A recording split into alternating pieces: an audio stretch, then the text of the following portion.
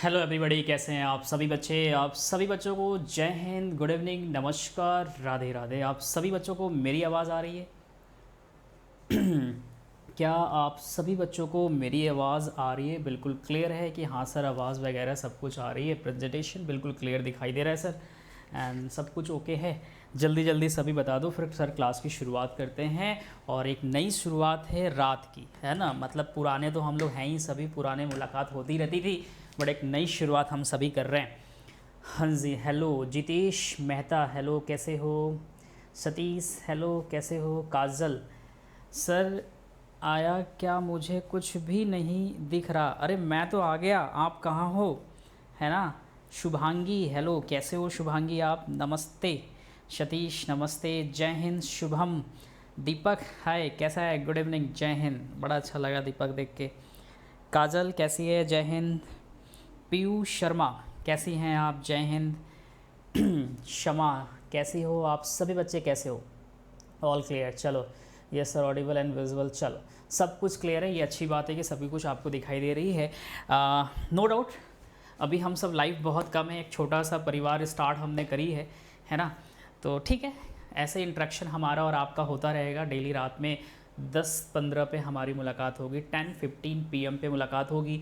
और ये तब तक क्लास चलेगी जब तक आप टायर्ड नहीं हो जाते और हम टायर्ड नहीं हो जाते। मतलब मिनिमम 1 घंटे तो चलेगी चलेगी। मेरी कोशिश ये होगी कि एक दिन में एक टॉपिक कवर करें, और एक टॉपिक कवर करने का मतलब है कि आपका कम से कम मिनिमम 1 घंटा हमें चाहिए। ठीक है, ये ध्यान रखिएगा। और हाँ जी, मैं बिल्कुल बढ़िया कश्यमा, बिल्कुल बढ़िया। प्रांद्या काफ़ी दिन बाद देखी, कैसी है, गुड इवनिंग। हाय लवली कैसे हो। Deepak very good, after a long time आप मेरे को देखिए ना। क्लास के बाद हम कॉल करेंगे, अच्छा ठीक है, आप कॉल करिएगा। मैं बिल्कुल अच्छा हूँ, एकदम बढ़िया, ठीक है ठीक है। बस एक बात ध्यान रखना, ये जो मैं सीरीज़ आप लोग को लेके आया हूँ, चूँकि मैं जब अनअकैडमी में था आप सबके संग, आप सब हमारे संग थे, तो वहाँ पे प्लस क्लासेस मैंने पढ़ाई थी, बट पूरी चीज़ें कंप्लीट नहीं हो पाई थी। फिर उसके बाद मेरी स्टैटिक जीके की क्लास नहीं लग पाई, तो मैं नहीं दे पाया। और जो बच्चे हमें बाद में मिले थे, मैं उनको डिलीवरी नहीं कर पाया, तब तक एक बहुत बड़ी घटना घट गई और हम यहाँ पे हैं और आप वहाँ पे हैं, है ना। तो कोई बात नहीं। और बट यहाँ पे मैंने एक अभी प्लेलिस्ट बना दिया है, ये पहली क्लास है। आज मेरे संग आप पहली क्लास करोगे, आज आपको समझ में आएगा कि रियल में स्टैटिक जीके में हमें पढ़ना क्या होता है। बहुत सारे बच्चों का मिथ होता है कि सर हम कैपिटल पढ़ ले, हम स्टेट के बारे में पढ़ ले, सर नेशनल पार्क पढ़ ले, टाइगर रिजर्व पढ़ ले, यूनेस्को वर्ल्ड हेरिटेज साइट पढ़ ले, ये पढ़ ले, वो पढ़ ले, सर 15-20 टॉपिक पढ़ लिए हमारा हो गया, है ना। कभी नहीं होगा, है ना। आज मैं आपको सीरियसली बी हॉनेस्टली पूरी टॉपिक हम आपको दिखा देंगे कि हम लोग इस रात में 10 PM वाली क्लास जो स्टैटिक जीके चल रही है, ये चलेगा कम से कम 2 से 3 महीने कंटिन्यूअसली। बीच में 1-2 दिन छोड़ देना, गैप वैप कर लेंगे, हम भी रेस्ट करेंगे, आप भी करोगे सैटरडे या संडे। उसके बाद ये कंटिन्यूअसली चलेगी। इस क्लास में ये पूरी तरह से पेड क्लास था, बट अब नहीं है, ये पूरी तरह से फ्री क्लासेस होंगी। और मैं गारंटी इस बात का लेता हूँ और देता हूँ कि अगर आपने ये पूरी कंप्लीट कोर्स का नोट्स बना लिया, एक बार नोट्स अगर बना लिया, तो फ्यूचर में ना आपको कभी ये नहीं सोचना पड़ेगा कि सर हमें स्टैटिक जीके के लिए फिर से नोट्स बनाना पड़ेगा, नहीं बनाना पड़ेगा। क्योंकि अभी मैं आपको टॉपिक भी दिखा देंगे कि हम लोग क्या क्या टॉपिक पढ़ेंगे पूरे 3 महीने, ठीक है। और गारंटी है कि टॉपिक देखने के बाद, कंटेंट देखने के बाद आपको महसूस होगा कि सर इसके बाहर एग्जाम में क्वेश्चंस नहीं बनेंगे, ठीक है। मैं बिल्कुल बढ़िया, एकदम बढ़िया, ठीक है। चलो, अच्छा आप मेरी क्लास में नए हो, अच्छा। हाय जितेश कैसा है, बड़े दिन बाद दिखा। अभी वो नहीं आया मेजर भावी, क्या नाम था ना उसका, महाकाल कैसे करके आता था वो बंदा, है ना, वो भी नहीं आया। चलो ठीक है। एक बार हमारी एक छोटी सी आपसे आग्रह होगी कि अगर आपको लगेगा तो सेशन को आप शेयर भी करिएगा, और अगर लगता है कि सर हमें लाइक करना है तो लाइक भी करिएगा, और लगता है कमेंट करना चाहिए तो कमेंट भी करिएगा। वैसे तो हम सब आपस में मिलते ही रहते हैं, बट फिर भी चलिए। और दूसरी बात ये है, ये मोस्ट एक चीज़ इंपॉर्टेंट चीज़ है कि ये पूरी तरह से फ्री है, ये आप सबके लिए अच्छा है। तो फ्री ज़रूर कंटेंट है आपके लिए, लेकिन इसके बिहाइंड की जो मेहनत है ना, वो बहुत तगड़ी मेहनत है, एक बात ध्यान रखना, है ना। तो आपको वो चीज़ें फ्री में मिल रहा है तो उसकी वैल्यू करिएगा। बस मेरा एक चीज़ होता है, क्योंकि एक्चुअली होता क्या है ना, जब फ्री में चीज़ें मिलती है तो उसकी वैल्यू नहीं होती है। होता यूँ है कि बहुत सारे लोग सोचते हैं कि यार यूट्यूब पे है, फ्री में मिल रहा है, चलो कभी भी कर लेंगे, यहाँ से वहाँ से कर लेंगे। लेकिन मैं आपको हॉनेस्टली बोल रहा हूँ, इस कोर्स को लेके आप ये मत सोचना कि फ्री में है तो हम कहीं भी मिल लेंगे। मेरे पे ट्रस्ट करके इसकी नोट्स बना लीजिएगा, ठीक है। यकीन मानो बेनिफिट मिलेगा क्लास का, बस इतना ही मैं कहूँगा। दूसरी बात, टेलीग्राम चैनल आपको डिस्क्रिप्शन में मिल जाएगा, वहाँ से ज्वाइन कर लीजिएगा, PDF वहीं पे आपको मिल जाएगी, ऑल PDF, ठीक है। चलो क्लास की शुरुआत करते हैं। क्या क्या है क्या क्या नहीं है ये चीज़ें पहले हम लोग देखते हैं। तो आज इंट्रोडक्शन क्लास है, ध्यान रखिएगा। सर क्या है? इंट्रोडक्शन क्लास है, पहली ध्यान रखिएगा। इंट्रोडक्शन क्लास में आज स्टैटिक जीके में हम लोग क्या देखेंगे? पहली बात, ये जितने सारे आप एग्जामिनेशन दे रहे हो, खास करके डिफेंस वाले बच्चे, SSC वाले बच्चे और जो स्टेट PCS के हैं, जिस स्टेट से आप बिलोंग करते हो, अगर आपके स्टेट में कोई एग्जामिनेशन हो रहा है उस स्टेट से लिहाजा ये पूरी कोर्स आपके लिए बेनिफिशरी होगा, राइट। तो उनके लिए भी बेनिफिशरी है जो स्टेट PCS एग्जाम देंगे, जो SSC के एग्जाम अभी नोटिफिकेशन आया हुआ है उनके लिए भी बेनिफिशरी है, और जो हमारे डिफेंस वाले स्टूडेंट हैं प्यारे से उनके लिए भी है, ठीक है।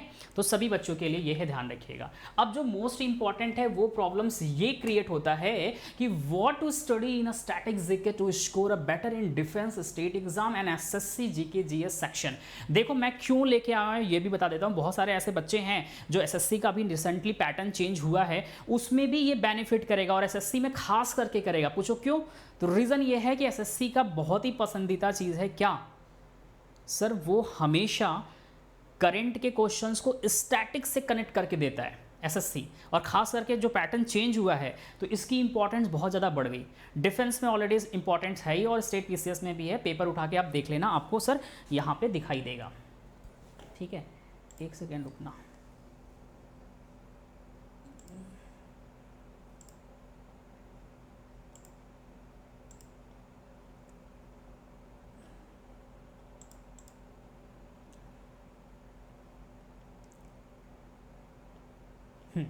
ठीक है।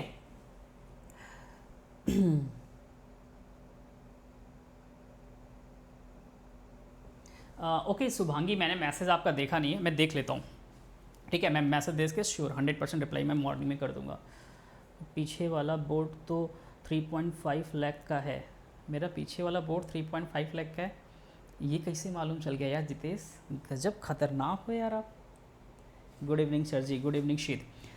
तो अब पहली बात हम ये देख लेंगे कि सर हमारे को देखो, ये जितनी सारी टॉपिक हम आपको बता रहे हैं आप लिख भी सकते हो, साथ ही साथ एक मतलब जो कॉपी आप बनाओगे उसके फ्रंट पेज पे लिख लेना, और डेली जो हम टॉपिक आपको पढ़ाएंगे, जो टॉपिक होता जाएगा उसको टिक करते जाना कि हाँ ये टॉपिक हो गई, मतलब हमने पढ़ लिया, अब इसको हमें पढ़ना है। तो ये काम भी आप कर सकते हो, तरीका बहुत अच्छा होगा, ठीक है। या इसकी PDF जब हम ग्रुप में भेज देंगे तो वहाँ से आप पूरा टॉपिक लिख लीजिएगा कि ये टॉपिक हमें कवर करना है, क्योंकि बीच बीच में हम आपसे पूछते रहेंगे कि यार हमने ये टॉपिक कवर करी, हमने ये टॉपिक करी कि नहीं करी, तो उसका आपको सोल्यूशन आपको बताना है कि हाँ करी कि नहीं करी। ध्यान रखना। समझ में आया कि नहीं आया?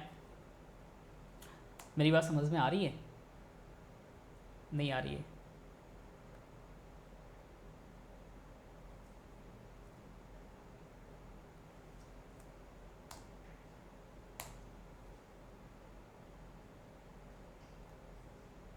समझ में आ रही है? तो बीच बीच में हम आप लोग से पूछा करेंगे कि बताओ कौन से टॉपिक कंप्लीट हुआ, कौन सा टॉपिक नहीं हुआ। कोमल प्रणाम बाबू, कैसी है? अरे भैया 100% डिफेंस यहाँ पे बड़े शब्दों में हमने लिखा है डिफेंस, तो CAPF तो शायद डिफेंस में ही आता है, ऐसा है कि ग्रुप D में आता है CAPF, वैसे डोंट माइंड, ठीक है। थैंक यू, ठीक है। चलो तो क्लास की शुरुआत करते हैं, बहुत मस्ती हमने कर ली। अब हमें ये देखना है कौन कौन सा टॉपिक है, पहले टॉपिक देखना क्या क्या हम कवर करने वाले हैं। देखो पहली टॉपिक है हमारा टेम्पल ऑफ इंडिया। आप बहुत सारे लोगों ने पढ़ा है, बहुत सारे लोगों ने मेरे से नहीं भी पढ़ा होगा, तो डजंट मैटर, हम फिर से पढ़ाएंगे, फिर से डिटेल्स कोर्स है ये, तो डिटेल्स में पढ़ेंगे, कोई MCQs की कहानी नहीं है, मैं पहले बता देता हूँ। जो बच्चे ये सोच के आएंगे कि सर यहाँ पे हमें MCQs मिलेगा, हम फिर से करेंगे ABCD वाला, तो ये ABCD वाला नहीं है। अब जितनी सारी कोर्सेस आएंगी वो डिटेल्स होंगी, चाहे वो फिजिक्स के कोर्स हो, चाहे वो केमिस्ट्री के कोर्स हो, चाहे हमारी ज्योग्राफी हो, चाहे वो करंट अफेयर हो, वो वाली कहानी नहीं होगी जो MCQs वाली थी, है ना। MCQs भी कराएंगे बट समय समय पे। उसके बाद nuclear power plant, same as it is chapter हमारा चलेगा बैक टू बैक, सिर्फ आज का चैप्टर अलग है, कल से हम स्टार्ट करेंगे टेम्पल ऑफ इंडिया, फिर न्यूक्लियर पावर प्लांट, तो लाइन बाय लाइन हम लोग कवर करेंगे। केवल आज हम लोग जो करेंगे वो एक रैंडम टॉपिक है। टाइगर रिजर्व ऑफ इंडिया तीसरा टॉपिक होगा। बायोस्फीयर रिजर्व ऑफ इंडिया, ये भी इंपॉर्टेंट है। रामसर साइट इन इंडिया, वे सब एक्टिव मिलेंगे, मतलब अभी के जो प्रेजेंट टाइम में जो करंट में रामसर साइट है वो सभी चीजें मिलेंगे। टाइगर रिजर्व के बारे में भी सब कुछ अभी प्रेजेंट में जितने सारे करंट में बने हुए हैं अपडेट डेटा वो मैं आपको देने वाला हूं। नेशनल पार्क भी आपको मिल जाएगा यहाँ पे। एलिफेंट रिजर्व के बारे में पढ़ेंगे। यूनेस्को वर्ल्ड हेरिटेज साइट, आज की जो टॉपिक है ये यही हमारी है। आज की जो शुरुआत हम करेंगे वो यूनेस्को वर्ल्ड हेरिटेज साइट से शुरुआत करेंगे। कल से जो शुरुआत हो जाएगी दूसरी वाली चैप्टर टेंपल ऑफ इंडिया से स्टार्ट होगी, फिर ये सीरीज में पूरा चलेगा, ये पूरी सीरीज में चलेगी। सिर्फ आज एक रैंडम टॉपिक है। मेजर आपको सामने दिखाई दे रहा है and minor ports most important है। बच्चे यहाँ पे गलतियां करते हैं तो ये भी मैं आपको बहुत अच्छे समझाऊंगा किस तरह से आप इसको पढ़ना है, रीड करना है, कैसे नोट्स बनाना है। Bird sanctuary of India most important है। Mountain in India most important है। जब आप मेरे से माउंटेन पढ़ोगे तो आपको याद आएगा, महसूस होगा, फीलिंग आएगी, सर हम तो ये ज्योग्राफी में आ गए। माउंटेन नाम का है लेकिन जब मैं आपको पढ़ाऊंगा तो सीधा ज्योग्राफी से कनेक्ट हो जाएगा। तो ज्योग्राफी का जो चैप्टर होगा माउंटेन से रिलेटेड वो भी मैं साथ ही साथ कवर कर दूंगा, तो बेनिफिट मिलेगा बिकॉज काफ़ी डीप में जाएंगे। तो वो ज्योग्राफी का चैप्टर भी कवर होगा और यहाँ पे स्टैटिक्स पार्ट भी क्लियर हो जाएगा। ठीक है। क्लासिकल डांस ऑफ इंडिया, ये भी अपडेट आपको सब कुछ मिल जाएगा। Wild life sanctuary of India, ये भी होगा हमारे संग। Airport of India and world, India का तो पढ़ेंगे, वर्ल्ड के जो इंपॉर्टेंट एयरपोर्ट है रिसेंटली काफ़ी न्यूज़ में भी देखने को मिला था, तो ये सभी चीज़ें हम लोग क्या करेंगे, देखेंगे। ऑयल रिफाइनरी ऑफ इंडिया, ये भी पढ़ेंगे। नोबल प्राइज मोस्ट इंपॉर्टेंट, ये अपडेट भी पढ़ेंगे और स्टैटिक्स भी पढ़ेंगे।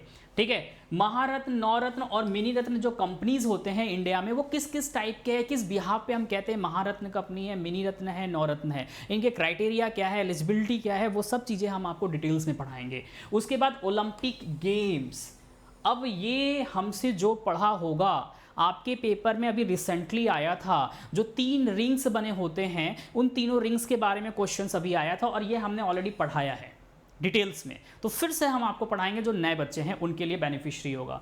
First president in India female के बारे में पढ़ेंगे। उसके बाद सर क्या है, award, important award in India. Comments हम बाद में आपका देखेंगे, पहले हम समझा दें फिर कमेंट्स देखेंगे। फर्स्ट प्रेसिडेंट मेल के बारे में पढ़ेंगे हम लोग। Reports and index by various organization, मतलब कौन कौन सी वर्ल्ड लेवल की ऑर्गेनाइजेशन है और इंडिया में भी नेशनल लेवल पे कौन से ऑर्गेनाइजेशन है और कौन से रिपोर्ट को ये रिलीज करते हैं, उसके बारे में डिटेल्स में हम लोग पढ़ेंगे। इंपॉर्टेंट डे इंटरनेशनली पढ़ेंगे और नेशनल भी हम लोग पढ़ेंगे, राइट। उसके बाद मिलिट्री ऑपरेशन मैंने आप लोग को पढ़ाया है लेकिन ये अपडेट हो जाएगा, मतलब करंट के 2022 तक के अपडेट पूरे हो जाएंगे। मिलिट्री ऑपरेशन कौन कौन सी थी, कब शुरुआत हुई, भारत ने कौन कौन से ऑपरेशन किए, कैसे कैसे किए, एवरीथिंग डिटेल्स में। निकनेम्स ऑफ इंडियन सिटीज, ये भी आपको मिल जाएंगे।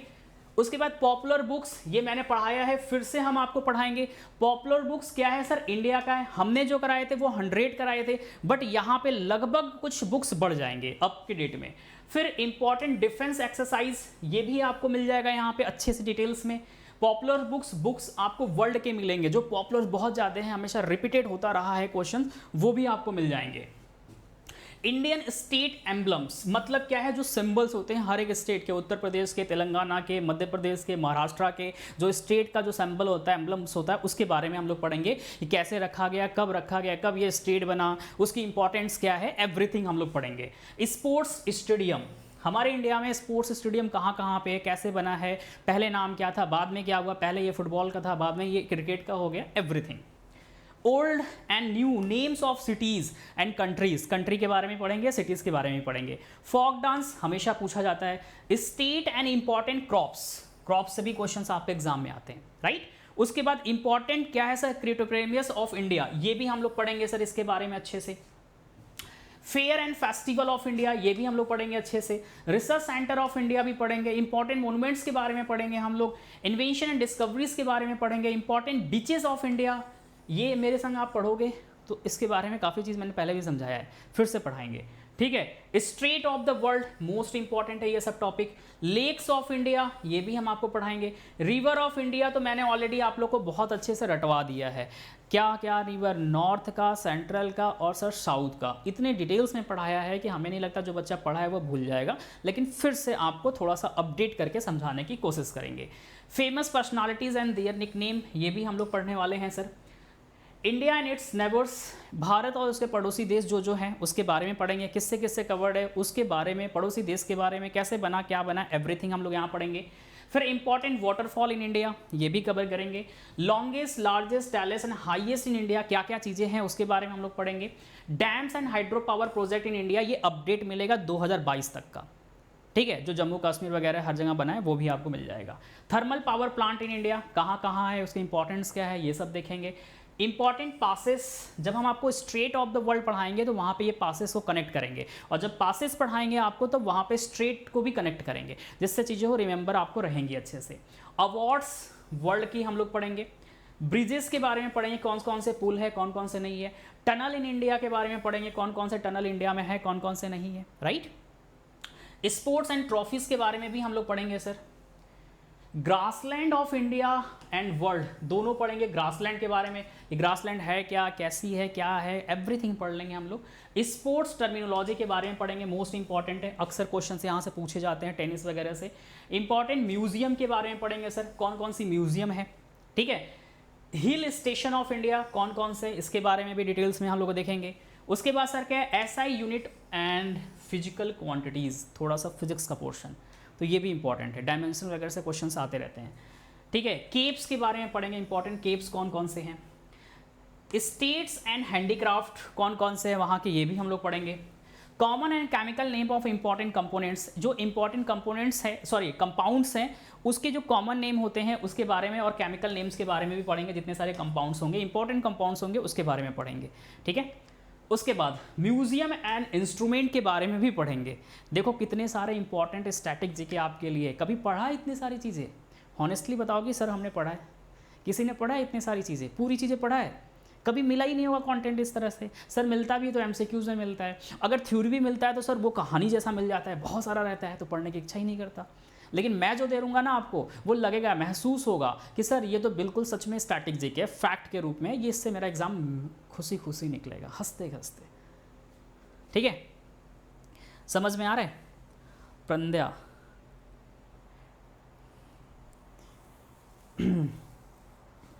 क्षमा, पूरा नहीं मतलब पूरा नहीं क्या बोला, अनअकैडमी पे पूरा नहीं, no sir.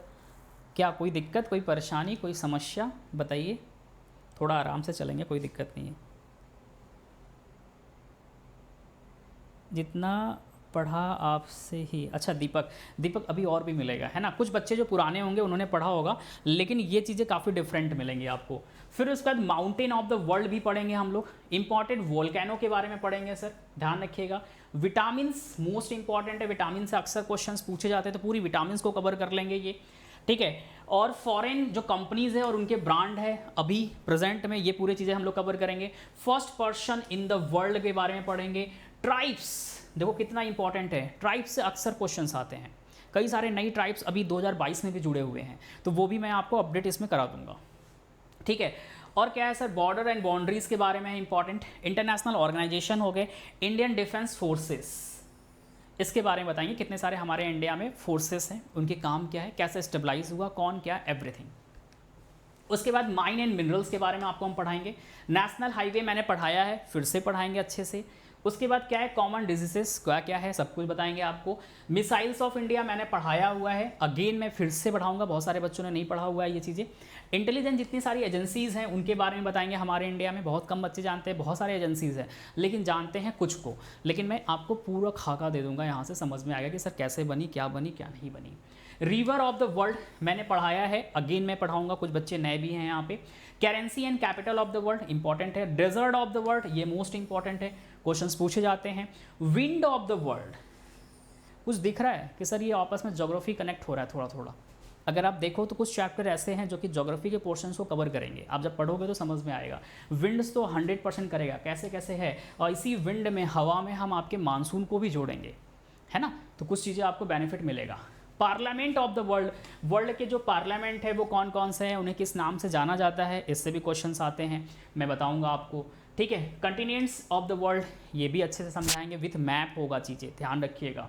Space agencies of the world है, वंडर्स ऑफ द वर्ल्ड है, और नेशनल ऑर्गेनाइजेशन हमारे इंडिया में कौन कौन से हैं, ये हम लोग क्या करेंगे सर, कवर करेंगे। अच्छा, जो चीज़ें मैप पे होने वाली होंगी वो मैं आपको मैप पे इंडिकेट करके दिखाऊंगा, जैसे straight of the world, volcano के बारे में, ये सब चीज़ें जो मिलेगी, मानसून के बारे में, विंड्स के बारे में, कैसे बनता है, क्या बनता है, एवरीथिंग कोशिश करेंगे हम आपको मैप पे दिखाने की। जहाँ मैप की ज़रूरत होगी एक्स्ट्रा मैप लगा के मैं आपको दिखाऊंगा। जब आप मेरे संग 86 टॉपिक, कितने टॉपिक है सर? 86 है। और जब आप मेरे संग 86 टॉपिक कंप्लीट कर लेंगे तब मैं आपको ये 10 प्रैक्टिस सेट भी कराऊंगा। मेरी बात समझ में आई या नहीं आई? मेरी बात समझ में आई या नहीं आई? हाँ, कोमल ने पढ़ा हुआ है, प्रंध्या ने भी पढ़ा है मेरे से, आई थिंक, मेरे को लगता है पुराने स्टूडेंट है। गुड इवनिंग, कैसे हो? B smart education, Satish Joshi. तो सभी को ये चीज़ें समझ में आया? नहीं आया? क्या सभी को ये चीज़ें समझ में आया? टोटल हमें कितने टॉपिक कवर करने हैं सर? तो टोटल हमारे पास 80 प्लस टॉपिक होंगे। कितने होंगे सर? 80 प्लस टॉपिक हमें कवर करना है। अब ये आपको डिसाइड करना है कि क्या आप रात में डेली हमें 10:15 पे अपना टाइम 1 घंटे के लिए देंगे। अगर आप अपना टाइम हमें 10:15 से 11:15 दे सकते हैं तो मेरी प्रॉमिस है कि आपका ये 1 घंटा ख़राब नहीं होगा, आपको बहुत कुछ मिलेगा आपके अपकमिंग एग्ज़ाम के लिए। चाहे आप डिफेंस का एग्ज़ाम दे रहे हैं, डिफेंस के तीनों एग्ज़ाम के लिए, चाहे एफकेट, सीडीएस और सीएपीएफ के लिए, या एसएससी के लिए, या स्टेट एग्ज़ाम के लिए, ये मेरी प्रॉमिस है। सिर्फ 1 घंटे दोगे, आपके इन्हीं तीनों के लिए ये कंटेंट बेनिफिशियरी होगा, 100% होगा। तो ये डिसाइड आपको करना है।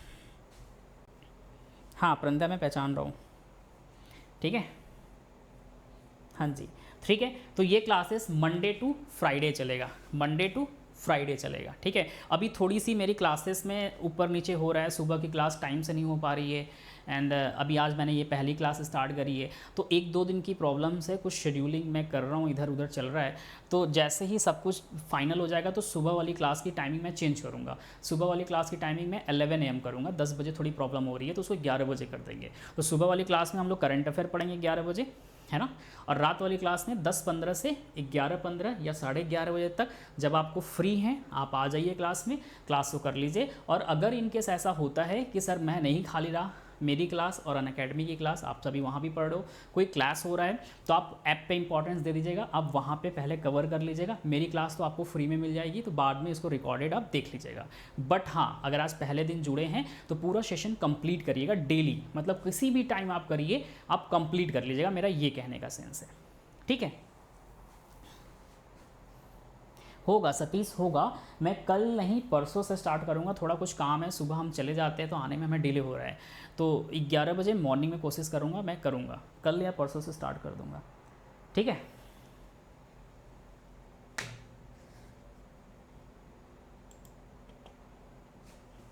समझ में आ रहा है?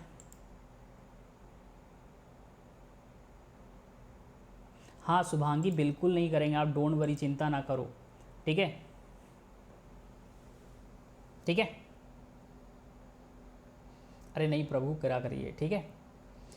शिवांगी देखो, मैं आप लोगों को बता दूं, सिर्फ 2 टाइम मैं क्लासेस लूँगा, इससे ज़्यादा नहीं लूँगा। एक तो सुबह हमारी 11 AM पे चलेगी या 12 PM पे, अभी हम देख रहे हैं इन दोनों में से कौन से टाइम पे हम रख सकते हैं, ये 1-2 दिन में हम क्लियर कर देंगे, ठीक है। थोड़ा सा प्रॉब्लम्स चल रही है सुबह मॉर्निंग में, टाइम को लेके क्लियर कर देंगे। या 11 बजे, वैसे मेरी पूरी कोशिश है कि 11 बजे मैं रखूँगा। और रात में जो क्लास होगी ये चेंज नहीं होने वाला, ये क्लासेस आपकी चलेंगी 10:15 से, अभी चलेगी 10:15 पे, बट कुछ दिन बाद इसको हम आपको राइट टाइम कर देंगे 10 PM, जो हमारी पुरानी चलती थी टाइम, ठीक है। 10 बजे तो ये क्लास स्टार्ट होगा या 10:15 पे, बट एंड कब होगा? जब हम 1 दिन में पूरी टॉपिक कंप्लीट कर लेंगे, वो टॉपिक जितना भी बड़ा हो लेकिन 1 दिन में हम खत्म करेंगे, तब जाके हमारा 86 डेज में, 3 महीने के अंदर हमारा 86 टॉपिक कवर होगा। 1 दिन में 1 टॉपिक, मालूम चला 2 टॉपिक में कन्वर्ट कर दिया। अब अनअकैडमी जैसा नहीं है कि 1 घंटे का टाइम शेड्यूल है, 1 घंटे में पार्ट 1 कर दिए, नहीं, भले लंबा जाए लेकिन करेंगे, एक बच्चा भी रहेगा तो भी करेंगे, लेकिन 1 दिन में 1 टॉपिक, ठीक। क्लियर है सभी को?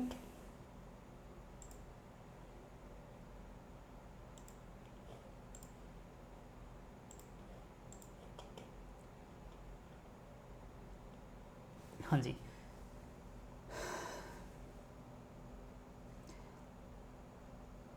आप लेफ्ट कर दिए तो हम भी कर सकते हैं। नहीं भैया ऐसा ना करो, गड़बड़ हो जाएगा, ठीक है, ऐसा मत दो दुख दर्द, ठीक है।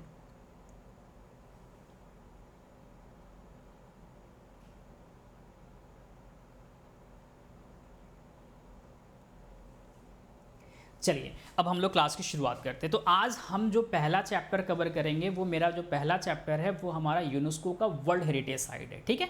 तो अब यूनेस्को के वर्ल्ड हेरिटेज साइट को सर हम लोग यहाँ पे क्या करेंगे, कवर करेंगे। ध्यान से देखिएगा, ठीक है। आज हमारा जो पहला चैप्टर है वो सर क्या है, यूनेस्को वर्ल्ड हेरिटेज साइट्स।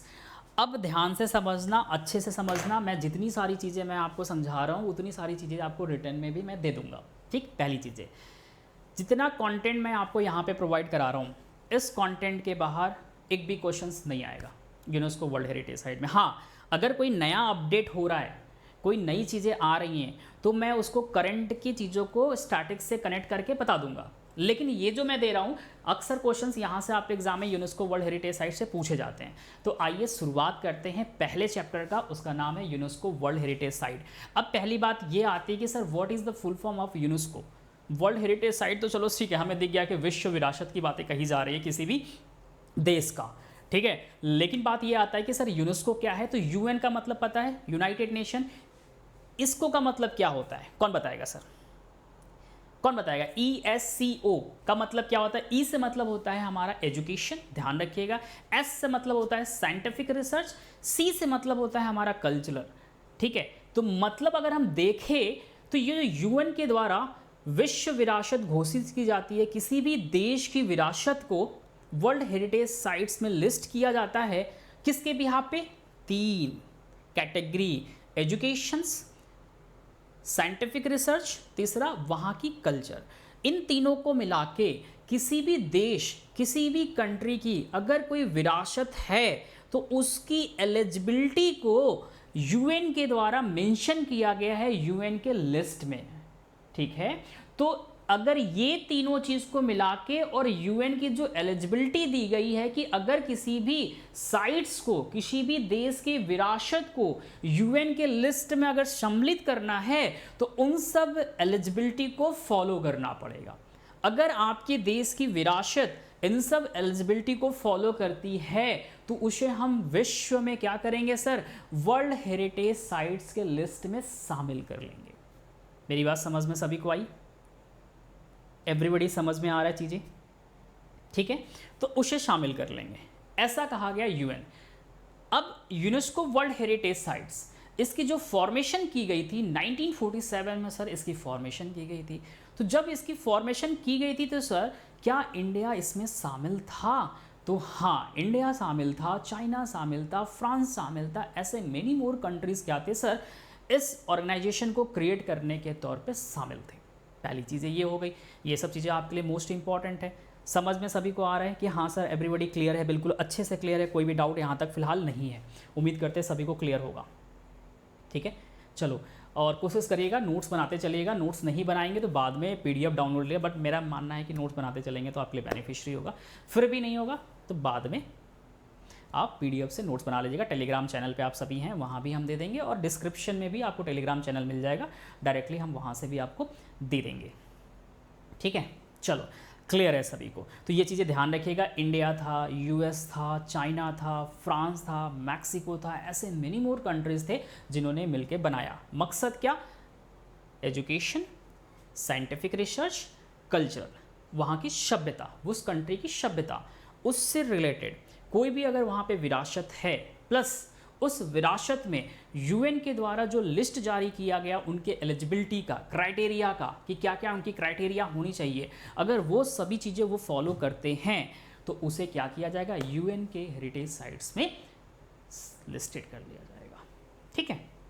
चलिए, तो अब हम लोग थोड़ा सा देखते हैं कि सर इसकी एलिजिबिलिटी क्या है। देखो, दूसरी बात है, एलिजिबिलिटी के पहले जाने से पहले हमें दो चीज़ें और समझनी है। क्या समझनी है सर, यूएन के द्वारा जितने भी विरासत को घोषित की जाते हैं, लिस्ट में शामिल की जाती है, वो भी हमारी 2 टाइप्स के हैं।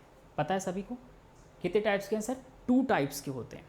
क्या होते हैं सर, एक टेंजिबल होता है और एक इनटेंजिबल होता है, ठीक है। इन्होंने 2 कैटेगरी बांध दी है, मतलब यूएन के द्वारा उसको 2 कैटेगरी में बांट दिया गया विरासत को।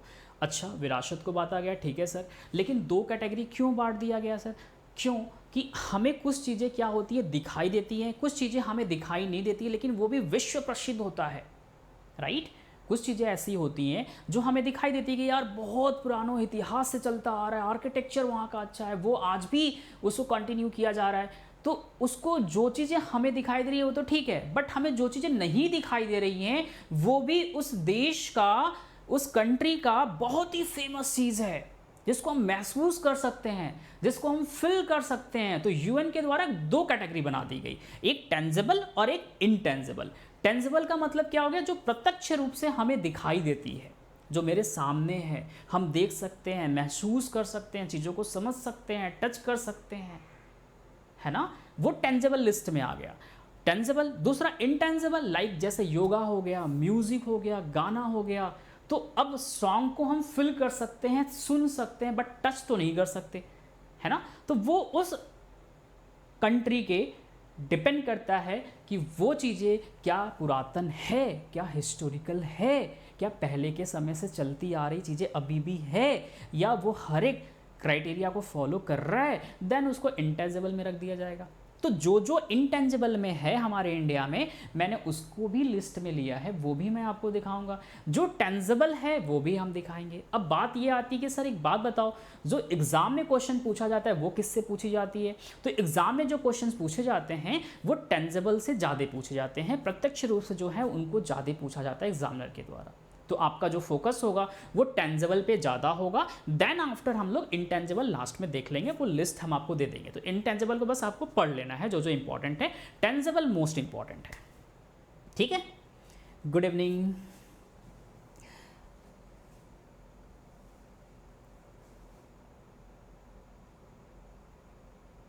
Thank you. But what's a good name, आपका नाम क्या है ना। बी स्मार्ट एजुकेशन तो है ही, बट आपका नाम क्या है? नाम आप बताएंगे तो बहुत अच्छा लगेगा, है ना।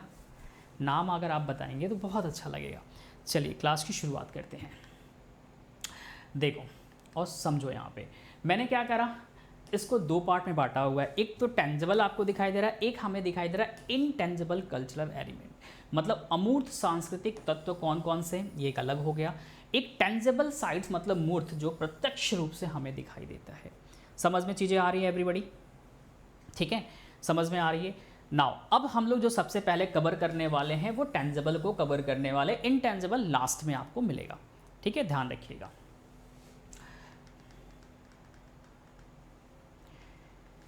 हाँ जी, अब हम लोग सबसे पहले देखेंगे सर कि इनका टेंजिबल में, टेंजिबल साइट्स में जो सिलेक्शन क्राइटेरिया है यूएन के द्वारा वो क्या है। टेंजिबल, अगर टेंजिबल जो साइट्स आएंगे जो हमें इंडिया में मिलेंगे, अगर उसको यूएन के लिस्ट में, वर्ल्ड हेरिटेज साइट्स के लिस्ट में अगर उसको शामिल करना है, तो उसके लिए जो उसकी क्राइटेरिया होगी, उसकी जो एलिजिबिलिटीज़ होगी वो क्या होगा, उस चीज़ को पहले आप देखो, देन आपको समझ में आएगा कि अच्छा अगर आप कहीं टूरिस्ट हो, आप घूमने भी जा रहे हो, कुछ चीज़ें अगर आपको दिखाई भी दे रही है तो आप उसके बारे में सोचोगे कि अच्छा ये चीज़ें, अच्छा इसमें ये कमियाँ हैं, इसलिए ये अभी तक यूएन में नहीं आया, अगर आया तो कौन सा आया, तो अच्छा अगर ये वर्ल्ड हेरिटेज साइट्स है इसका मतलब ये सब चीज़ें इसके अंदर है, तो आपके अंदर एक अलग सी मतलब वो आएगी, यार मेरे को देखना चाहिए, ये चीज़ें हैं, हम जाके देखेंगे, है ना।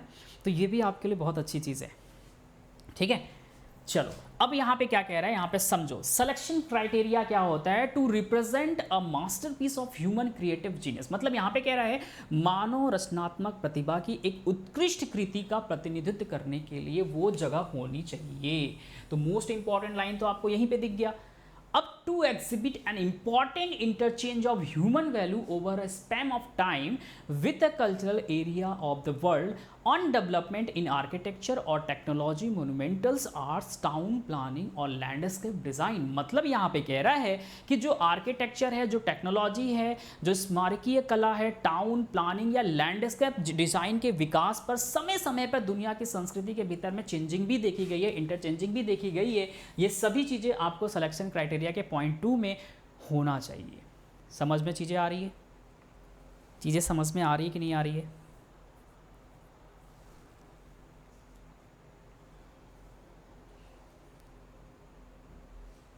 ठीक है भाई, बताते रहना कि सर समझ में आ रहा है, ठीक है। जब आप बोलोगे तो हमें समझ में आएगा कि हाँ बच्चों के पास बातें जा रही हैं, नहीं आएगा तो भी बोलिएगा सर नहीं आ रहा, ठीक है। तीसरा पॉइंट हमारा क्या कहता है, टू बियर अ यूनिक और at least exceptional testimony to a culture, tradition or to a civilization which is living or which has disappeared। मतलब क्या कह रहा है कि एक सांस्कृतिक परंपरा, एक सभ्यता जो कि पुराने समय से जीवित है या खत्म हो गई है, फिर भी उसकी पहचान है, तो उसको हम कंसीडर करेंगे।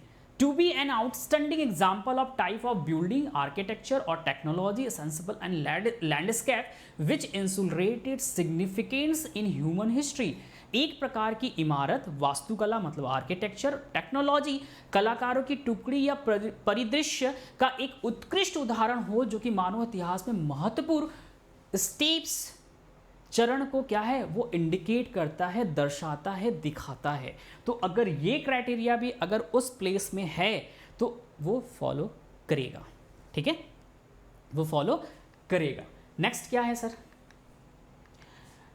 To be an outstanding example of a traditional human settlement. देखो यहां पे क्या कह रहा है कि एक एग्जाम्पल होना चाहिए ह्यूमन सेटलमेंट का भी, मतलब किस किस तरह से वो चेंजिंग हुई है उनके सेटलमेंट का, वो वहां पे रहा करते थे, फिर कहां पे गए, फिर कैसे गए, वो आपस में एट प्रेजेंट टाइम और वो सेटलमेंट दोनों आपस में कनेक्टेड हो, कैसे चेंजिंग हुई है। और साथ ही साथ यहां पे कह रहा है लैंड यूज और sea use which is representative of a culture और cultures of human interaction with the environment, especially when it has become vulnerable under the impact of the irreversible changes। मतलब यहाँ पे क्या कह रहा है सर, एक ट्रेडिशनली मानव बस्ती जहाँ पे लोग रहा करते थे, लैंड यूज मतलब भूमि का उपयोग या सी यूज मतलब समुद्र का उपयोग एक उत्कृष्ट उदाहरण हो।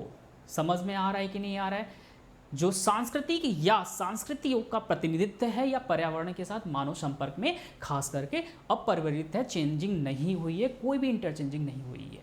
टू बी डायरेक्टली और टेंजिबली एसोसिएट विद इवेंट्स और लिविंग ट्रेडिशन विद आइडियाज और विद बिलीफ विद आर्टिक्स एंड लिटरेसी। ध्यान रखिएगा, वर्क आउटस्टैंडिंग यूनिवर्सल सिग्निफिकेंस।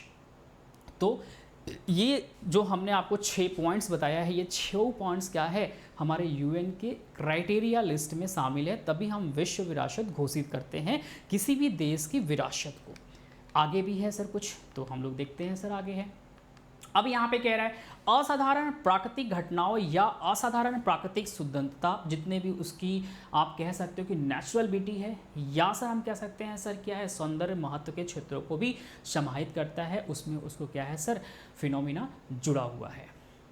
या फिर हम कह सकते हैं कि to be outstanding example of representing major stage of the earth history, मतलब पृथ्वी के इतिहास के प्रमुख चरणों को, ठीक है, प्रतिनिधित्व करने वाले उत्कृष्ट उदाहरण होने के लिए जीवन के रिकॉर्ड सहित भू निर्माण के विकास में। मतलब क्या कह रहा है, सिग्निफिकेंट और going geological process in the development of land form और significant geomorphic and physiographic feature.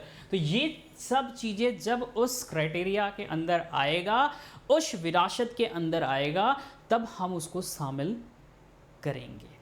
ठीक, नेक्स्ट हमारा क्या है, कुछ और पॉइंट्स है सर। हाँ जी, कुछ पॉइंट्स हमें और भी दिखाई दिए।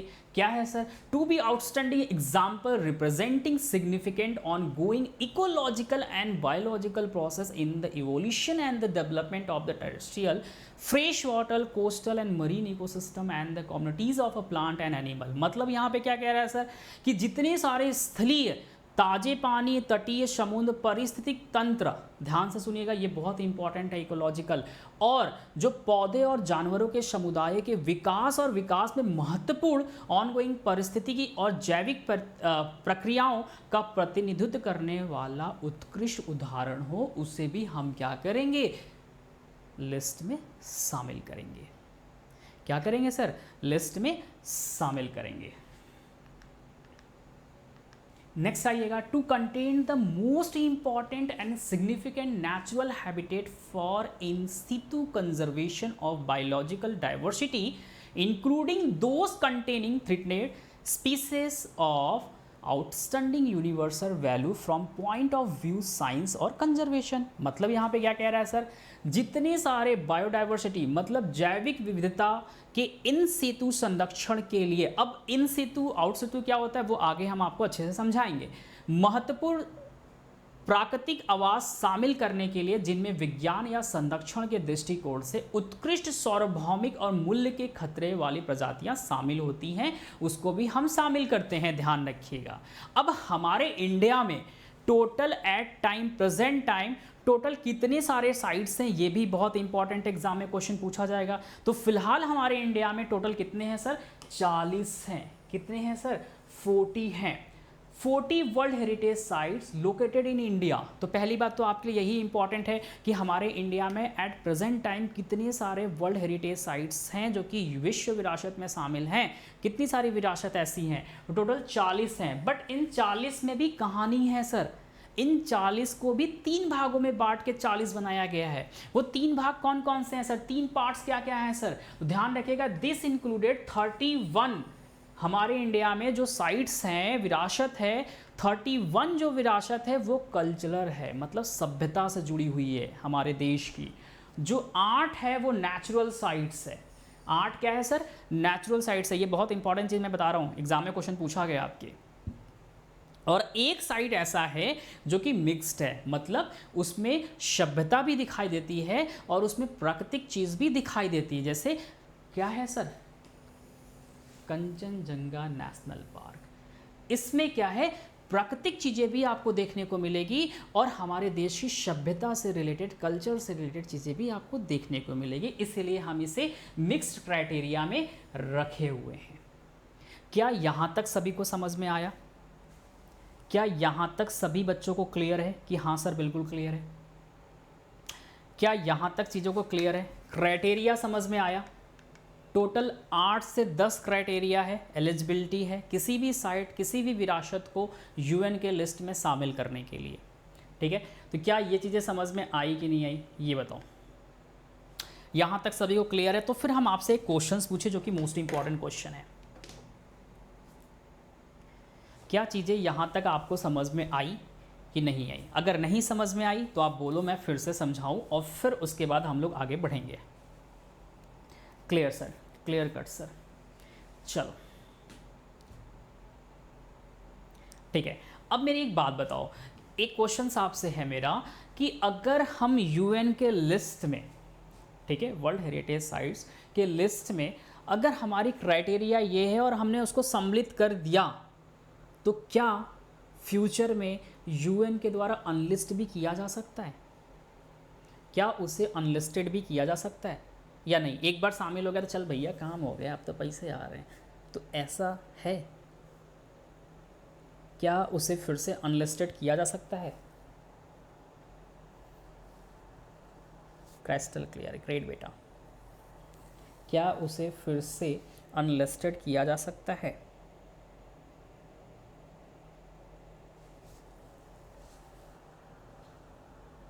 भाई आंसर दो फिर तो आगे बढ़े।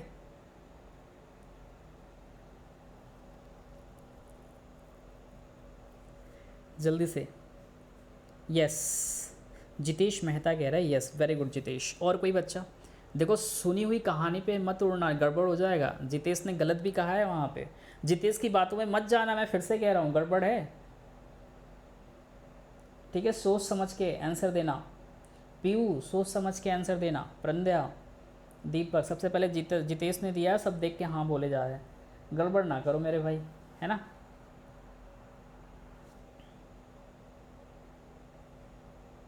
चलो देखते हैं। देखो 2-3 चीज़ें मोस्ट इंपॉर्टेंट हैं। पहली बात ये कि सर अगर हम यूएन के द्वारा अगर लिस्टेड किया गया है तो ध्यान रखिएगा यूएन के द्वारा उसे अनलिस्टेड भी किया जा सकता है, पहली चीज़ ये। लेकिन अनलिस्टेड करने के पहले आपको उसे यूएन के द्वारा जो साइट्स हैं उसको वार्निंग लिस्ट में डाल दिया जाता है या डेंजर लिस्ट में डाल दिया जाता है। डेंजर लिस्ट में जब उसको लिस्ट किया जाता है तो उस टाइम उस कंट्री के जो गवर्नमेंट होती है उसको बताया जाता है कि भाई इस साइट्स को हम इसे डेंजर लिस्ट में डाल रहे हैं। क्या हमारे इंडिया में कोई ऐसे साइट्स हैं जिसे डेंजर लिस्ट में डाला गया? बिल्कुल डाला गया है, वो अभी हम आपको दिखाएंगे। लेकिन फिर भी आफ्टर कुछ सालों बाद उसे फिर से लिस्टेड करा दिया गया, उसकी देख रेख की गई। ठीक है, तो उसकी भी सर कुछ चीज़ें होती हैं। ऐसा नहीं है कि यूएन के द्वारा अगर लिस्ट में शामिल कर दिया गया तो उससे कभी नहीं निकाला जाएगा, उसको कभी भी निकाल दिया जा सकता है। लेकिन उसके पीछे भी रीज़न है, क्या क्या है वो भी हम आपको बताएंगे। दूसरी बात है कि सर एक बात बताओ, ये जो आप इतनी कहानी बता रहे हो कि किसी भी विरासत को हम यूएन के लिस्ट में डाल देंगे, सब कुछ कर देंगे, तो उसका बेनिफिट किसे मिलेगा? यूएन को मिलेगा या उस कंट्री को मिलेगा? सिंपल सी बात है यार, अगर आपकी पब्लिसिटी है, आप बहुत अच्छा कर रहे हो, तो आपको लोग जानेंगे तो आपको बेनिफिट मिलेगा। सिंपल सी बात है। तो वैसे ही अगर हमारे देश की चीज़ें हैं, विरासत है, और पूरी दुनिया में अगर उसे लोग जानेंगे, तो आप खुद सोचो कि दुनिया से लोग हमारे इंडिया में आएंगे, उस चीज़ को देखेंगे, उस चीज़ को समझेंगे। जब हमारे इंडिया में आएंगे तो सर 2-3 चीज़ें फ़ायदा होगी, टूरिस्ट भी आएंगे सर, फंडिंग भी होगी, हमारी इकनॉमी भी अच्छी होगी, एम्प्लॉयमेंट भी मिलेगा, एक आपको आइडेंटिटी मिलेगी, एक पहचान मिलेगी। ये सभी चीज़ें आपको मिलती है। ऐसा नहीं है कि सर शामिल करने के बाद कुछ नहीं मिलती, बहुत कुछ मिलता है। क्या क्या मिलता है वो चीज़ें अभी हम आपको दिखाएंगे और वो चीज़ आप समझोगे। ठीक है, चलो अब आते हैं आगे। अब देखो benefit of the world heritage sites, इसके अगर हम स्टेटस होता है तो उसका बेनिफिट जो मिलता है वो क्या मिलता है, पहले वो देख लो। ये भी बहुत इंपॉर्टेंट है, अक्सर क्वेश्चन में कभी कभी पूछता है आपके। तो बेनिफिट आपको सर यहाँ पे दिखाई दे रहा है। ये क्या हो रहा है यार, इतनी रात को ये सब चीज़ें नहीं होनी चाहिए, गलत बात है। ठीक है, देखो बेनिफिट क्या है वो चीज़ें आप देखो। तो बेनिफिट सर आपको यहाँ पे दिखाई दे रहा है, पहली चीज़ आपके सामने ही है कि सर यहाँ पे दिख रहा है एक पहचान मिलती है, एक आइडेंटिटी मिलती है। किसे मिलती है सर? उस देश को, उस देश के संग उस राज्य को, उस राज्य के संग उस लोकल एरिया को, उस ज़िले को, वहाँ के लोगों को, है ना। ये एक चीज़ें बहुत बड़ी बात है, तो वो आपको मिली। दूसरी जो मोस्ट इंपॉर्टेंट है वो फंडिंग आपको मिलेगा। क्या मिलेगा सर? फंडिंग मिलेगी, पैसे आएंगे। जो बड़े बड़े ऑर्गेनाइजेशन होते हैं वो क्या करते हैं, अगर आपके साइट्स वो हमारे इंडिया में है तो उसको डेवलप करने के लिए, वहाँ के आर्किटेक्चर को और भी अच्छा करने के लिए, इन सब चीज़ों को करने के लिए जो बड़े बड़े ऑर्गेनाइजेशन होते हैं वर्ल्ड लेवल पे, वो क्या करते हैं? फंडिंग करते हैं। जब फंडिंग करेंगे तो आप उससे अच्छा करोगे, बनाओगे, तो वहाँ पे टूरिस्ट आएंगे, तो वहाँ से फंडिंग होगी, तो हमारी इकोनॉमिकली कंडीशन अच्छी होगी भारत की तो होगी, साथ ही साथ किसकी होगी? वहाँ के लोकल एरिया को एम्प्लॉयमेंट मिलेगा, रोजगार मिलेगा, तो वहाँ के लोगों को भी बेनिफिट मिलेगी। सो आपस में नीचे से लेके ऊपर तक कनेक्टेड है।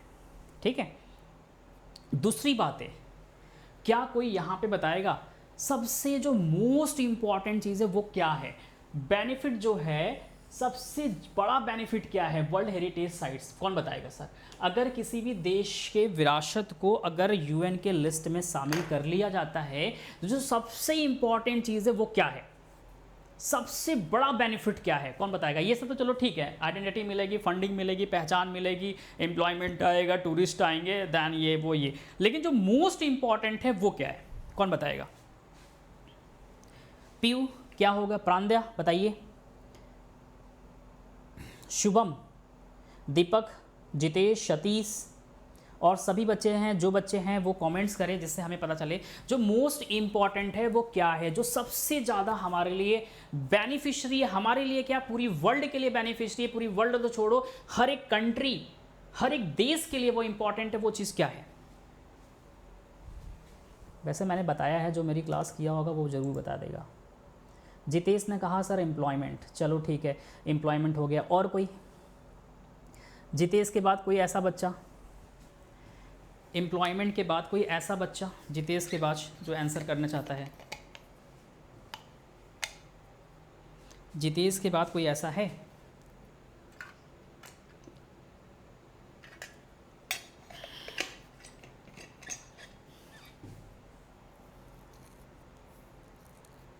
अरे भाई रिप्लाई करो, तब तो हम जानेंगे कि आपको समझ में आ रहा है कि नहीं आ रहा है। थोड़ा हम भी तो सोचे कि आप कहाँ तक पहुँच रहे हो। आप रिप्लाई करोगे तभी हम आगे भी बढ़ेंगे, नहीं तो हम आगे नहीं बढ़ने वाले, ये तो तय है।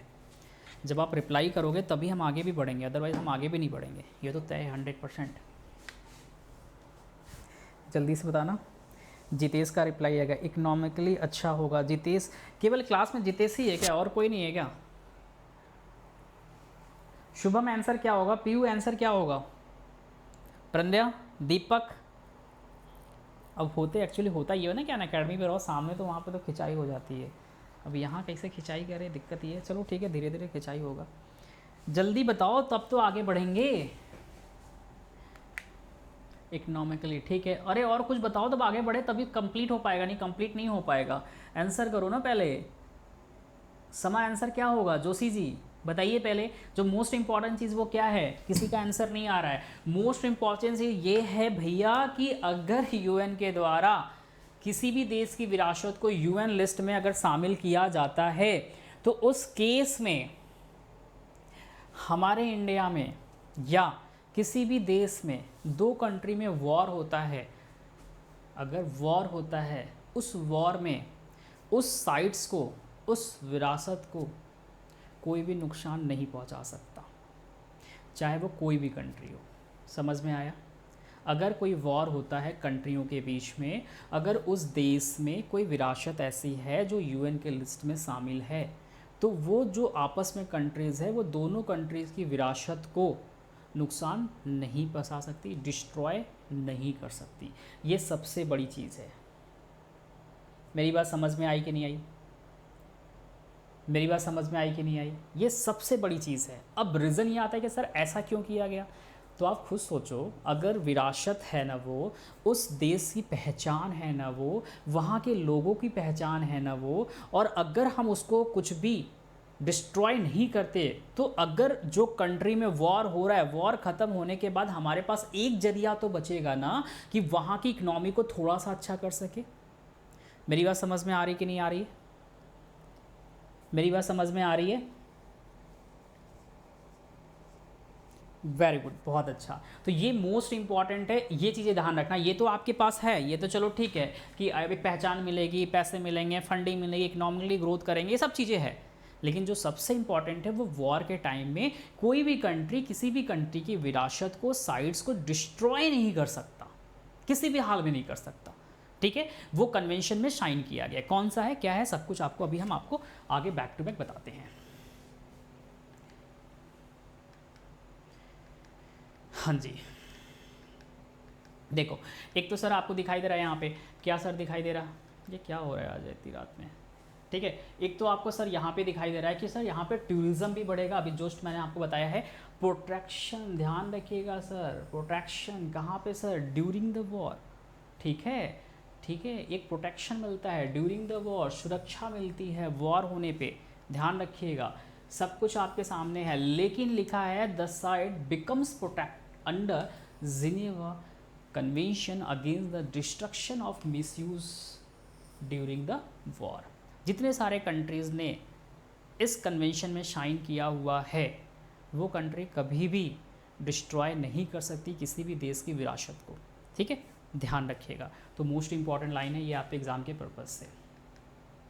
ठीक है, यहाँ पे चीज़ें और क्या लिखी हुई है, access to global project management resource as they will be more willing to participated with such a project once a country shine the world heritage, ध्यान रखिएगा, the world heritage convention and has site scribed the world heritage list, the resulting prestige often help and raise awareness among the citizen and government, ध्यान रखिएगा, for the heritage prevention। Simple सी बात है, यहाँ पे लिखा हुआ है।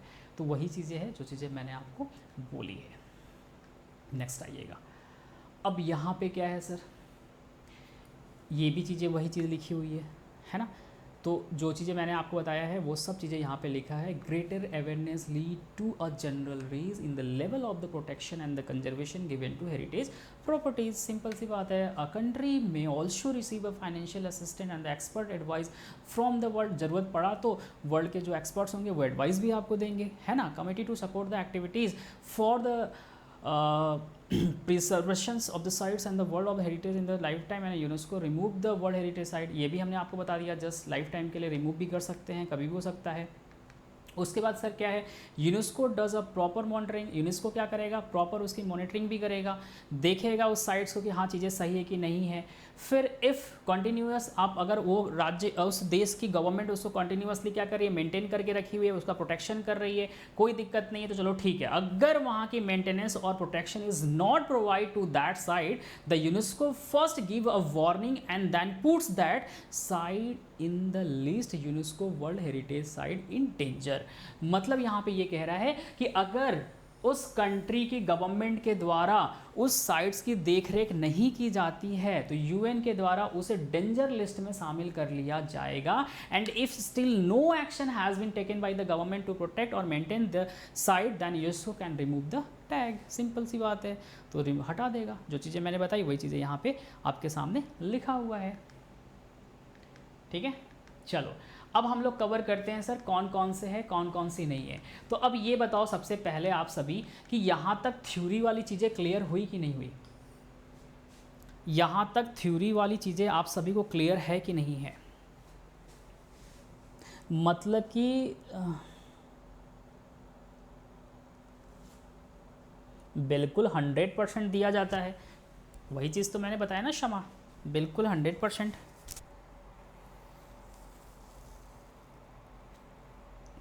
यहाँ तक थ्योरिकल चीज़ें क्लियर है, तो सीधे हम फैक्ट पे चले। अब कौन कौन सी साइट्स है वो हम आपको दिखा दें और जल्दी से आधे घंटे के अंदर सेशन को कंप्लीट करें।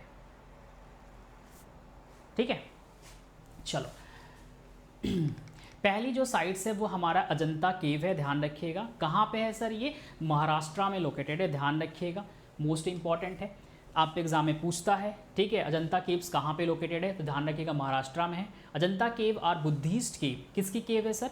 तो ध्यान रखिएगा बौद्ध गुफाएं हैं। अजंता की गुफाएं क्या है सर? बौद्ध गुफाएं हैं, या आप कह सकते हो बुद्धिस्ट केव है। 2 फेसेस में बना हुआ है, एक अशोका के पीरियड में, एक गुप्त पीरियड में, ध्यान रखिएगा। ठीक है, 2 पीरियड में बना हुआ है, एक अशोका आपको दिखाया दे रहा है, second during the Gupta period, दोनों पीरियड में ये बना हुआ है, इसको ध्यान रखिएगा। तो एग्जाम में अक्सर कभी कभी यहाँ से क्वेश्चंस पूछा गया है कि जो अजंता केव है किसके पीरियड में बनाया गया था। ऑप्शन में अगर आएगा तो इन दोनों में से किसी एक का ऑप्शन आएगा, या क्वेश्चन पूछा जाएगा कि सेकेंड फेज किसके पीरियड में बनाया गया था, तो ये दोनों ऑप्शन में आपको मिल जाएगा, ये दोनों ऑप्शन में उस टाइम आपको मिलेगा। तो ये दोनों चीज़ ध्यान रखिएगा, Ashoka first and second Gupta period. ठीक, नेक्स्ट इसके बारे में डिटेल्स है, ये डिटेल्स आप देख लीजिए, ये तो मैंने ऑलरेडी आप लोगों को पढ़ा रखा है। 31 रॉक्स कट केव माउंटेन, ध्यान रखिएगा, which are unique representation of the religion और बुद्धिज्म, मतलब उसको बुद्धिज्म की कला को क्या है सर? धार्मिक कला को प्रतिनिधित्व करता है। नेक्स्ट आइएगा एलोरा केव, ये भी कहाँ है सर? महाराष्ट्र में लोकेटेड है, ध्यान रखिएगा। एलोरा केव बहुत इंपॉर्टेंट है, यहाँ पे 3 रिलीजन्स देखने को मिलेगा आपको, बुद्धिज्म है, हिंदुज्म है और जैनिज्म है। मतलब एलोरा की जो गुफाएं हैं बौद्ध धर्म, हिंदू धर्म और जैन धर्म की धार्मिक कलाओं का एक क्या है? सांस्कृतिक मिश्रण है। तो ये चीज़ें आपको मिलेगा। तो एग्जाम में क्वेश्चंस पूछता है कि जो रिलीजन आर्ट्स है, मतलब कल्चरल जो मिक्सचर आपको हेरिटेज देखने को मिलेगा, साइट्स देखने को मिलेगा इंडिया में, वो कौन सा है? ऑप्शन के तौर पे आपको दिख जाएगा। तो ध्यान रखिएगा एलोरा केव है जो कि महाराष्ट्र में लोकेटेड है, यहाँ पे तीनों रिलीजन मतलब धर्म की चीज़ें दिखाई देती हैं, बुद्धिज्म हो गया सर, हिंदुज्म हो गया और जैनिज्म हो गया। तो ये भी एक इंपॉर्टेंट पॉइंट से आप एग्जाम में क्वेश्चन पूछे जाते हैं, ध्यान रखिएगा। तो ये सब क्वेश्चंस आपके लिए इंपॉर्टेंट है। 34 मठ और मंदिरों के चट्टान जो कि दीवारों में लगाए गए हैं इसके अंदर, ध्यान रखिएगा। स्क्रीनशॉट भी आप ले सकते हैं, अगर आप पढ़ रहे हैं तो साथ में काम आ जाएगा। आगरा फोर्ट सर कहाँ है? उत्तर प्रदेश में है, ध्यान रखिएगा। ये क्या है? Represent Mughal culture and power, मतलब मुगल संस्कृति, मुगल की जो संस्कृति रही है, कल्चर रही है और उनका जो शक्ति रहा है, पावर रहा है, उसको क्या करती है सर? रिप्रेजेंट करती है आगरा फोर्ट, आगरा का किला। ध्यान रखिएगा ये कहाँ पे लोकेटेड है सर? तो located on the bank of Yamuna river near the Taj Mahal. Taj Mahal को भी अभी हम लोग देखेंगे। और किसका बनाया है सर? ये तो रेड स्टोन का बना हुआ है, ध्यान रखिएगा। किसका बना हुआ है सर? ये रेड स्टोन का बनाया गया है। कहाँ पे लोकेटेड है सर? उत्तर प्रदेश में ये लोकेटेड है, आपके सामने है। और सर इसके बारे में क्या है?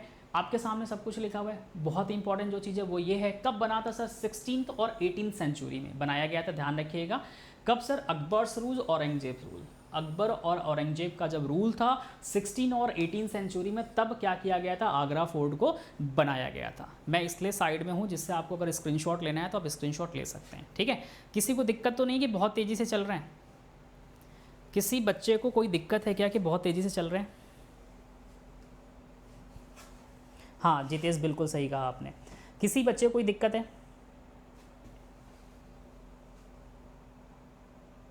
देखो मैं साइड इसलिए हूँ कि आप कम से कम अगर स्क्रीनशॉट लेना चाहते हैं तो ले लो। चलो सतीश क्लियर है, प्रंदा क्लियर है, जोशी जी क्लियर है, दीपक क्लियर है, जितेश ठीक है।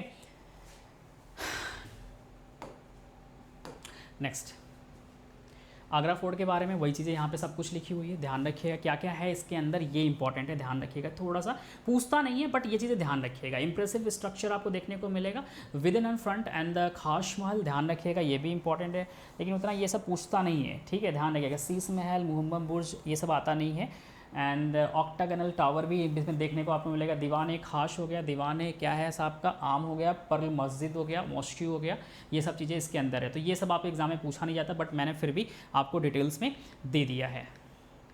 ताजमहल उत्तर प्रदेश आपके सामने है, तो इसमें कुछ बताना नहीं है, आप लोग जाते हो यहीं बैठ के फ़ोटो वगैरह खिंचवाते रहते हो, ठीक है, तो ये भी ध्यान रखिएगा। कहाँ पे, बैंक ऑफ यमुना रिवर के ऊपर है, ठीक है।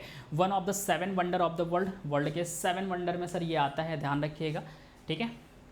नेक्स्ट आइएगा, ताजमहल के बारे में क्या है सर, इसको बनवाया किसने था, इट वॉज बिल्ड बाई, किसके द्वारा, Shahjahan, in memory of his. अच्छा थोड़ा सा सोचो ना कि मतलब तीसरी बीवी की याद में इसने ताजमहल बनवाया है, तो पहली बीवी की याद में इसने क्या बनवाया होगा, है ना। और आज की दुनिया में अगर बोलो कि भाई पहली और तीसरी अगर आ जाए तो क्या बनवाना है, वो तो बहेगा अरे भाई रहने दे, शांति मिली, बनवाना कुछ भी नहीं है ना। तो ध्यान रखना कि इन्होंने तीसरी वाइफ की याद में क्या किया है, मुमताज़ महल की याद में इन्होंने ये बनवाया था। 1631 में इनकी डेथ हो गई थी। इसका निर्माण सम्राट शाहजहां ने अपनी तीसरी पत्नी बेगम मुमताज़ महल की याद में करवाया था, जो कि 1630 में क्या हो गई थी सर, इनकी मृत्यु हो गई थी। समझ में आ रहा है कि नहीं आ रहा, ठीक है, बताओ। तीसरी बीवी की याद में इसने इतना बड़ा कहानी कर दिया, हे भगवान। चलिएगा, it was made in white marble, typical क्या है सर, मुगल आर्किटेक्चर आपको देखने को यहाँ पे मिलेगा।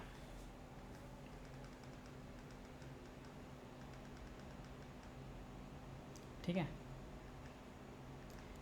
अब आ जाओ आगे सर। कोणार्क सूर्य मंदिर आपको दिखाई दे रहा है सर, है ना, सन टेम्पल, ये कहाँ है सर, पूरी उड़ीसा में देखने को मिलेगा। ये क्या है कहानी, यहाँ पे समझेगा। It is a 13th century sun temple, 13वीं शताब्दी का सूर्य मंदिर है, ये ध्यान रखिएगा, मोस्ट इंपॉर्टेंट है। ये सेंचुरी याद रखिए, कभी कभी आप एग्जाम में यहाँ से क्वेश्चंस पूछता है। एंड इसको हम लोग ब्लैक पगोडा के नाम से भी जानते हैं, ध्यान रखिए, किस नाम से सर, ब्लैक पगोडा के नाम से भी जानते हैं। कभी कभी क्वेश्चन से पूछा गया आपको कि ये जो हमारा कोंकण सन टेम्पल है इसको और किस नाम से जाना जाता है इंडिया में, तो ब्लैक पगोडा के नाम से भी जानते हैं, ध्यान रखिएगा, बहुत इंपॉर्टेंट है ये। It is located on the east coast of bay of Bengal in the Mahanadi delta, आपको देखने को यहाँ पे मिलेगा। कहाँ पे लोकेशन है ये भी आपके लिए इंपॉर्टेंट है, अक्सर लोकेशन से भी क्वेश्चन पूछे गए हैं, ठीक है। यहाँ पे सर क्या है, इसे सूर्य के रथ के रूप में बनाया गया, ध्यान रखिएगा। किसके द्वारा कंस्ट्रक्ट किया गया था, कौन से राजा थे, ये भी आपके लिए इंपॉर्टेंट है। किंग नरसिम्हा देव प्रथम के द्वारा बनाया गया था, ध्यान रखिएगा, बहुत इंपॉर्टेंट है। ये अक्सर क्वेश्चंस पूछ देता है एग्जामिनर, कभी कभी अचानक से दे देता है आप एग्जाम में, ठीक है। कौन से डायनेस्टी सर, गंगा। नेक्स्ट आइएगा, ग्रुप ऑफ मोनूमेंट, ध्यान रखिएगा, जिसे हम लोग महाबलीपुरम कहते हैं, ये कहाँ पे है सर, तो ये तमिलनाडु में देखने को आपको मिलेगा। वहाँ पे सर ये क्या है, लोकेटेड है, ध्यान रखिएगा। पल्लव राजाओं, ध्यान रखिएगा, किसके द्वारा बनाया गया था, पल्लव किंग के द्वारा बनाया गया था। 7th और 8th सेंचुरी में देखने को आपको मिलेगा सर, वहाँ पे बनाया गया था, ठीक है। बहुत इंपॉर्टेंट है ये क्वेश्चंस, अक्सर आपके एग्जाम में पूछा गया है, ध्यान रखिएगा। इस स्मारक को कोरोमंडल तट के किनारे चट्टानों से उकेरा गया है, बनाया गया है, ध्यान रखिएगा। नेक्स्ट आइएगा, रथ मंडप के रूप में कई रथ मंदिर इसमें आपको देखने को मिलेगा। बहुत सारी चीज़ें इसके अंदर आपको ये सब चीज़ें देखने को मिलेगी। अर्जुन की तपस्या या भागीरथ की तपस्या जैसे कई शिलालेख यहाँ पे आपको इसके अंदर बने हुए दिखाई देंगे। जब आप इसको घूमने जाएंगे, देखने जाएंगे, तो आपको वहाँ पे दिखाई देगा। अभी आपको मैंने बताया ना काजीरंगा नेशनल पार्क, ध्यान रखिएगा, ये मोस्ट इंपॉर्टेंट है, मैंने आपको पढ़ाया है। टाइगर रिजर्व भी है, टाइगर रिजर्व पढ़ाएंगे तो फिर से इसका नाम आएगा, लेकिन फिर भी ध्यान रखिएगा कहाँ पे लोकेटेड है सर, काजीरंगा नेशनल पार्क, तो ये आपका लोकेटेड है असम में देखने को मिलेगा।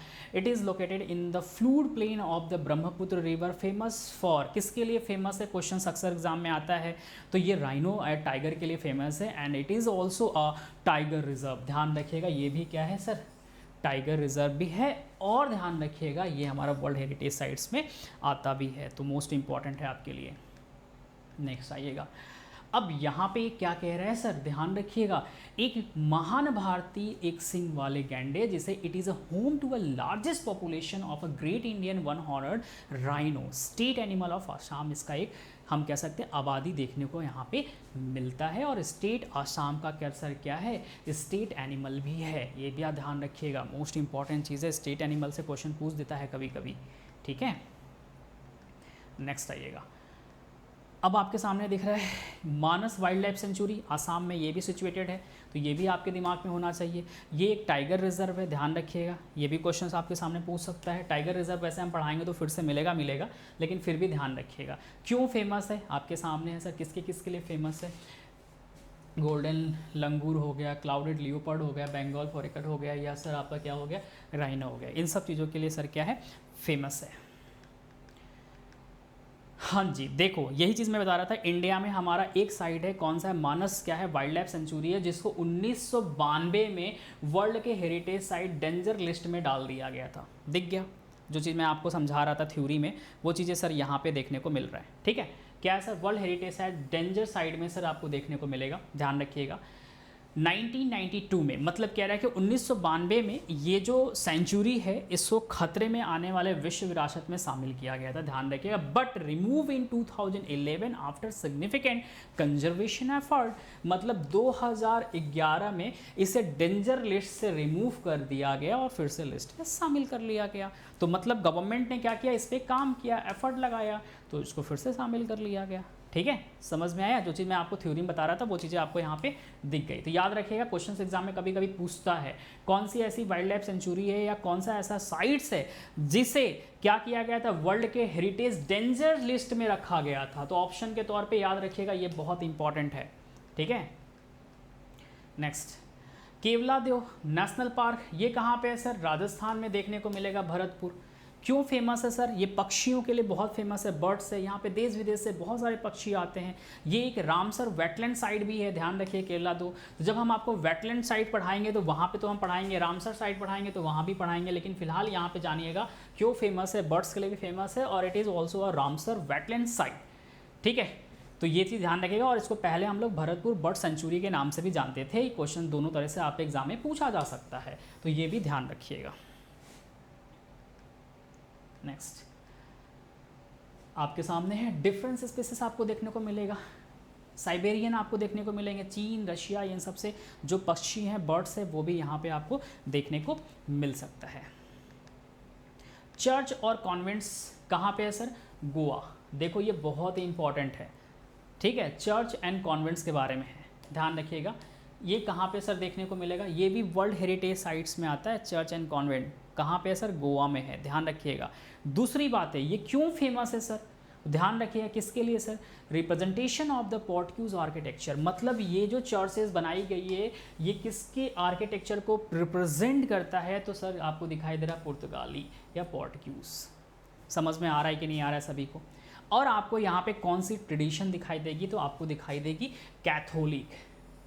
कौन सी है सर, कैथोलिक ट्रेडिशन आपको देखने को सर मिलेगा। तो ये सब चीज़ें आपके लिए मोस्ट इंपॉर्टेंट है, कॉपी में लिखते रहिएगा या बाद में जब पीडीएफ डिस्क्रिप्शन में जाके आप वहाँ से लिंक से डायरेक्टली टेलीग्राम चैनल पर जुड़ जाइएगा, वहाँ से पीडीएफ आपको मिल जाएगा, ध्यान रखिएगा। सिग्निफिकेंट दिस ऑफ मोन्यूमेंट्स क्या क्या है सर, ध्यान रखिएगा, बेसिलिका ऑफ बॉम जीसस है एंड सेंट फ्रांसिस ज़ेवियर, तो ये भी मोस्ट इंपॉर्टेंट है। नेक्स्ट आइएगा, खुजराहो ग्रुप ऑफ मोन्यूमेंट्स कहाँ है सर, मध्य प्रदेश में, ये तो सभी लोग जानते हैं सर, इसको कई बार मैंने आप लोग को पढ़ा रखा है। किसके द्वारा सर बनाया गया, चंदेल डायनेस्टी किंग के द्वारा सर क्या है, इसको बनाया गया है, ये ध्यान रखिए। खुजराहो जो ग्रुप ऑफ मोन्यूमेंट्स है बहुत इंपॉर्टेंट है, ये अक्सर एग्जाम में क्वेश्चन आपके पूछा गया है। कौन से धर्म से जुड़ा हुआ है, तो आप बता सकते हो सर हिंदू और जैन धर्म से क्या है सर ये जुड़ा हुआ है। किससे जुड़ा हुआ है, हिंदू और जैन धर्म से सर क्या है ये जुड़ा हुआ है। अब यहाँ पे क्या कह रहा है, ग्रुप ऑफ मोन्यूमेंट्स, ध्यान रखिएगा, हम्पी क्या है सर, हम्पी कहाँ पे है सर, कर्नाटका, कहाँ पे, कर्नाटका में है, ध्यान रखिएगा।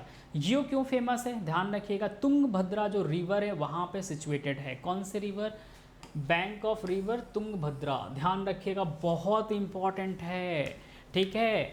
हम्पी जो है उसके अंतर्गत कौन सा नगर आता है सर, विजयनगर आता है, ध्यान रखिएगा। विजयनगर जो है, विजयनगर साम्राज्य की राजधानी खंडहर में दिखते हैं आपको समस्यूम्स। हाँ, ग्रुप ऑफ मॉन्यूमेंट्स, इसमें एक चीज़ और भी था, हम्पी के बाद एक कोई और, अच्छा वो टेम्पल में है, ठीक है। टेम्पल में अभी हम आपको आएंगे तो बताएंगे, हम्पी, सांची और एक और है वो भी है, तो उसको टेम्पल जब हम आपको कल के टॉपिक में पढ़ाएंगे टेम्पल तो उसमें समझाएंगे। किससे किससे लिए, हिंदू और जैन के लिए आपको दिखाई दे रहा है यहाँ पे, है ना। तो बाकी serial nomination site and serial nomination those which is the group of sites belonging to some common culture in declare the world heritage site. Simple सा वही चीज़ें लिखा हुआ है किसके बिहाफ पे हम वर्ल्ड हेरिटेज साइट घोषित करेंगे। नेक्स्ट आइएगा, फतेहपुर सिकरी उत्तर प्रदेश में है सर। सिटी ऑफ विक्ट्री के नाम से जानते हैं, किसने बनवाया था सर, अकबर ने बनवाया था। ध्यान रखिएगा, सिटी ऑफ विक्ट्री के नाम से किसे जानते हैं सर, फतेहपुर सिकरी को जानते हैं, ध्यान रखिएगा। किसने बनवाया था सर, अकबर ने बनवाया था, ये भी आपके लिए बहुत ही इंपॉर्टेंट है। यहाँ पे क्या क्या है, जामा मस्जिद है सर जी, बुलंद दरवाजा आपको दिखाई दे रहा है, पंचमहल दिखाई दे रहा है, टॉम्ब ऑफ सलीम चिश्ती आपको दिखाई दे रहा है, ये सब चीज़ें आपको यहाँ पे देखने को मिलेगा। नेक्स्ट आ जाओ, बहुत इंपॉर्टेंट है ये पड़क्कल, ध्यान रखिएगा। अभी हम आपको टेम्पल पढ़ाएंगे ना, टेम्पल में ये सब चीज़ें मिलेगा, रिमेंबर करिएगा, ठीक है। इसलिए मैं कह रहा था कुछ चीज़ भूल रहा हूँ, साची नहीं है, ठीक है। ग्रुप ऑफ मोन्यूमेंट ऑफ पड़क्कल, ध्यान रखिएगा, बहुत इंपॉर्टेंट है। कहाँ पे है सर जी, कर्नाटका में देखने को आपको मिलेगा। विरूपाक्ष जो टेम्पल है, इस ध्यान रखिए क्यों फेमस है, क्योंकि यहाँ पे विरूपाक्ष टेम्पल है। अभी मैं आपको ये चीज़ इसलिए इंडिकेट कर रहा हूँ कि जब अभी कल हम टेम्पल चैप्टर पढ़ाएंगे, कल की जो चैप्टर होगी वो टेम्पल ऑफ इंडिया होगा, जितने सारे इंडिया में टेम्पल है वो मैप के थ्रू हम लोग पूरा पढ़ेंगे, तो ये आपको वहाँ पे कल देखने को मिलेगा, ध्यान रखिएगा। Is a part of the क्या है sir, monuments of Pattadakal. It was build by Rani, किसके द्वारा बनाया गया, लोकम देवी के द्वारा बनवाया गया है, ध्यान रखिएगा। ये सब चीज़ें इंपॉर्टेंट है आपके लिए, ठीक है। और किसके द्वारा, ये किसके राज में, हाँ अब ये आपको जो यहाँ पे देख रहा है चालुक्य डायनेस्टी बोला हुआ है यहाँ पे, ध्यान रखिएगा, उस टाइम इसको बनाया गया था, ठीक है। नेक्स्ट,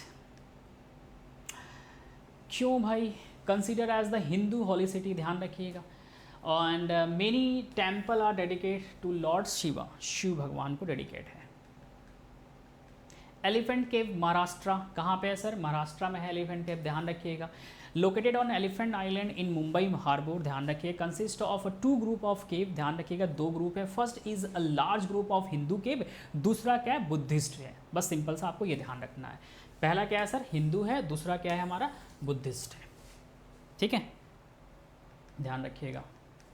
नेक्स्ट आइएगा, ग्रेट लिविंग छोला टेम्पल, कहाँ पे है सर, तमिलनाडु में देखने को मिलेगा। ये भी हमारा वर्ल्ड हेरिटेज साइट्स में आता है। सोचो इतने सारे इंडिया में है, इतने इंपॉर्टेंट है, अक्सर आपके एग्जाम में सर पूछा गया है क्वेश्चन, यहाँ से बहुत सारी चीज़ें पूछी गई है, तो ये सब चीज़ें ध्यान रखिएगा। कहाँ पे है सर, ग्रेट लिविंग छोला जो है टेम्पल, वो कहाँ है, तमिलनाडु में सिचुएटेड है। चोला साम्राज्य के राजाओं द्वारा निर्मित, पूरे तमिलनाडु में ये फैला हुआ है, पूरा तमिलनाडु में फैला हुआ है। सोच लो कितना इंपॉर्टेंट ये होगा, ठीक है। तो ये सब चीज़ें ध्यान रखिएगा। मोस्ट फेमस जो टेम्पल है, कौन सा टेम्पल है सर जी, बृहदेश्वर जो टेम्पल है तंजौर, ये हम आपको जब पढ़ाएंगे तो और अच्छे से समझाएंगे तंजावुर के बारे में, ठीक है। तो यहीं पे लोकेटेड है। और क्या है सर यहाँ पे, अदर 2 इंपॉर्टेंट टेम्पल आर, इसमें 2 टेम्पल और कौन कौन से, एक तो बृहदेश्वर टेम्पल है ही है, एक आपको सर क्या है यहाँ पे, तो एक आपको सर यहाँ पे दिखाया रहा ऐरावतेश्वर टेम्पल भी यहाँ पे आपको देखने को मिलेगा। कहाँ पे सर, दारासुरन में, ठीक है। तो ये भी बहुत इंपॉर्टेंट है, ध्यान रखिएगा। अभी फिलहाल हम आपको टेम्पल पढ़ाएंगे तो ये सब चीज़ें आपको मिल जाएगा, लेकिन फिर भी हमने मेंशन यहाँ पे कर दिया है। उसके बाद सर क्या है, Sundarban national park west Bengal, ये तो सभी लोग जानते हो, हमेशा ये बीच में आता रहता है, मैं पढ़ाता भी रहता हूँ, ठीक है। और mangrove forest in the world, ध्यान रखिएगा, it has the largest mangrove forest in the world, बहुत इंपॉर्टेंट है। पूरे वर्ल्ड में सबसे बड़ा मैनग्रोव क्या है सर, फॉरेस्ट है, ये बहुत इंपॉर्टेंट है। Tiger reserve and biosphere reserve भी ये है, ध्यान रखिएगा, ये भी बहुत इंपॉर्टेंट है। क्यों फेमस है, आपके सामने है सर, क्यों फेमस है, किसके लिए है, बंगाल टाइगर, क्रोकोडाइल, एलिफेंट, इन सब चीज़ों के लिए सर ये फेमस है, ध्यान रखिएगा। नेक्स्ट, नंदा देवी वैली, ध्यान रखिएगा, ऑफ फ्लावर नेशनल पार्क, कहाँ है सर, उत्तराखंड में है, ये देखने को मिलेगा आपको। यहाँ पे एसेटिक ब्लैक बियर भी देखने को मिलेगा, स्नो भी मिलेगा, लियोपर्ड भी मिलेगा, ब्राउन बियर भी मिलेगा, ब्लू सीप भी देखने को यहाँ पे मिलता है, ध्यान रखिएगा, बहुत इंपॉर्टेंट है। ट्रांजिशन जोन है between the mountain range and Zanskar and great Himalaya के बीच में है। वे जास्कर और महान हिमालय के पर्वत श्रृंखलाओं के बीच एक अनूठे संक्रमण के क्षेत्र को एरिया ये कवर करता है। तो ये सब चीज़ें हम अब आपको पढ़ाएंगे, ठीक है, ध्यान रखिएगा। नेशनल पार्क जब पढ़ाएंगे तो काफ़ी चीज़ें उसमें देखने को मिलेगा। फिलहाल आप ध्यान रखना, Nanda Devi and valley of flower national park जो उत्तराखंड में है, ये भी यूएन के वर्ल्ड हेरिटेज लिस्ट में सर सम्मिलित किया गया है, ध्यान रखिएगा। उसके बाद सर क्या है, together they comprise Nanda Devi biosphere reserve which is one the UNESCO world network biosphere reserve. ध्यान रखिएगा, साथ में उनमें नंदा देवी बायोस्फीयर रिजर्व शामिल है जो यूनेस्को के बायोस्फीयर रिजर्व के विश्व नेटवर्क में है। तो ये भी इंपॉर्टेंट था, हमने आपको बता दिया। Buddhist monument eight Sanchi Madhya Pradesh, अभी जस्ट मैंने बताया है, ध्यान रखिएगा। बुद्धिस्ट मोनूमेंट्स है सर, बिटवीन कब बना है सर, 200 BC एंड 100 BC के बीच में। It is also said that, ध्यान रखिएगा, develop in the 3rd century BC during the region of the empire Ashoka, Mauryan dynasty. ठीक है, मतलब ये 200 ईस्वी या उससे पहले 100 ईस्वा पूर्व के बीच में ये बना हुआ है, ध्यान रखिएगा। और ऐसा कहा भी जाता है कि मौर्य राजवंश के सम्राट अशोक के शासनकाल के दौरान साइट का विकास 3री शताब्दी ईसा पूर्व में कंप्लीट हुआ था। नेक्स्ट आइएगा, हुमायूं टॉम्ब, हुमायूं का जो मकबरा है ये कहाँ पे है सर, दिल्ली में है, आप सभी को पता है ये अच्छे से।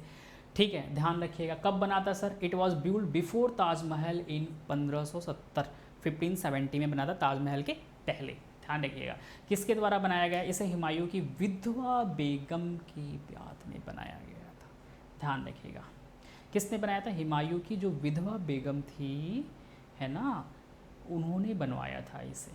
ठीक है, समझ में आ रहा है सभी को, क्लियर है पिक्चर अच्छे से, किसी को कोई डाउट तो नहीं है यहाँ तक में, किसी को कोई डाउट तो नहीं है यहाँ तक में,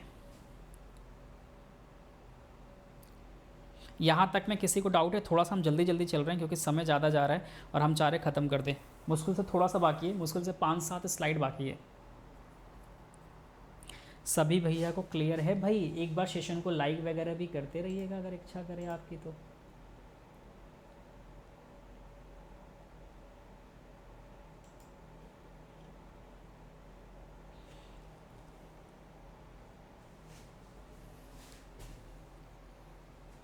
ठीक है, चलो आगे बढ़ते हैं सर।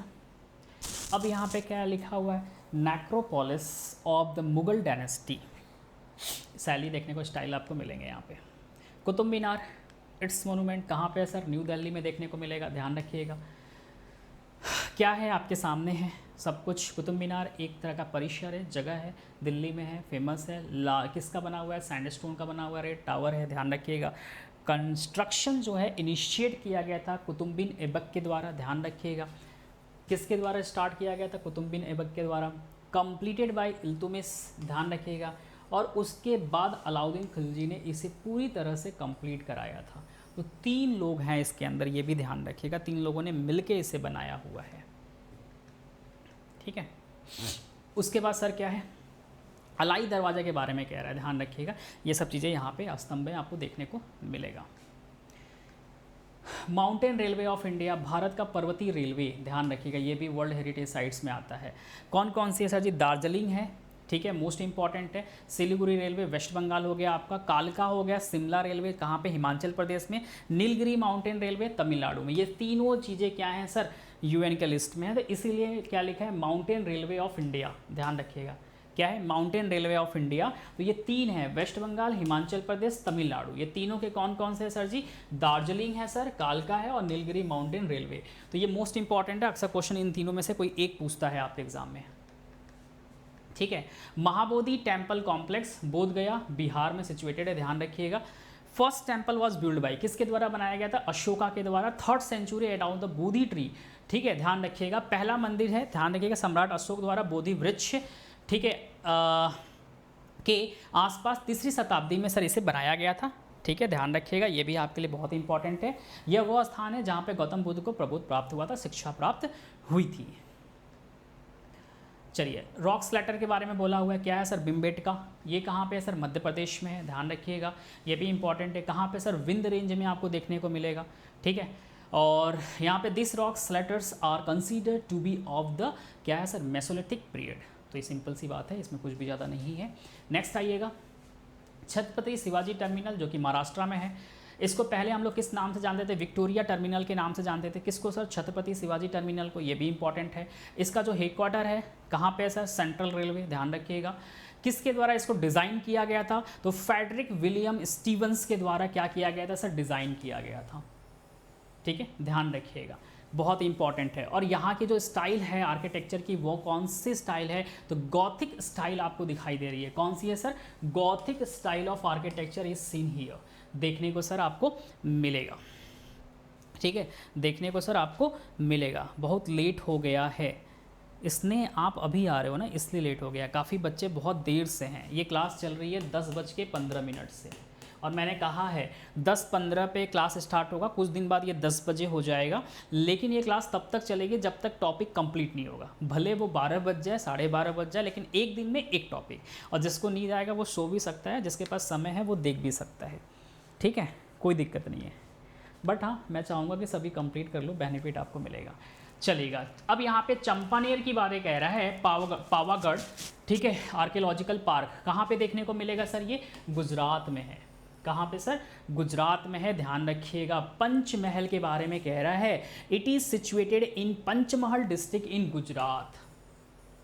ये सब बहुत इंपॉर्टेंट चीज़ें हैं जो मैं आपको बता रहा हूँ, ध्यान रखिएगा, अक्सर क्वेश्चंस पूछे भी जाते हैं। कहता है यहाँ पे the Kalika temple, Kalika Mata temple and Jain temple on top Pavagadh hill is considered to be and the important shrine. तो बहुत इंपॉर्टेंट है ये लाइन, ध्यान रखिएगा।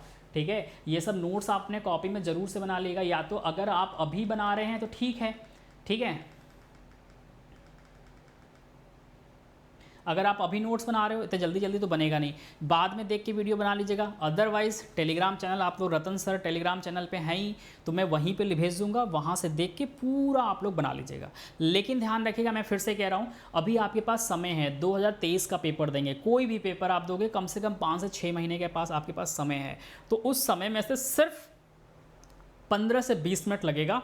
अभी आप पढ़ ले रहे हो, समझ ले रहे हो, जब आप नोट्स बनाओगे एक कॉपी ले लो, या ब्लैक पेज जो आती है पूरी वाली वो ले लो, एक ब्लैंक वाली, उसको लेके पूरा नोट्स बना लो। ये जो मैंने आज आप लोग को बताया है ना, कितना सर, पूरे 80 टॉपिक, एक बार नोट्स मेरे संग 80 टॉपिक का बना लो। आने वाले समय में कभी भी दोबारा आपको स्टैटिक जीके पढ़ने के लिए नोट्स नहीं बनाना पड़ेगा, केवल प्रैक्टिस करना पड़ेगा। ठीक है, तो बातों को मानना और एक बार ज़रूर से नोट्स बना लेना, छोड़ना नहीं। Next, red fort complex, Lal Qila परिसर दिल्ली, ये सभी लोग जानते हैं। कब बना हुआ है सर, ये 17वीं सेंचुरी में बना हुआ। किसने बनाया था sir ji, Shahjahan, as a part of the new capital city of the, क्या है सर, तो ये है आपका शाहजहानाबाद। ठीक है, और कहाँ पे है sir situated, bank of Yamuna river, ध्यान रखिएगा। दीवाने आम, दीवाने खास, मोती मस्जिद जो है सर यहाँ पे क्या है, कॉम्प्लेक्स में देखने को मिलेगा।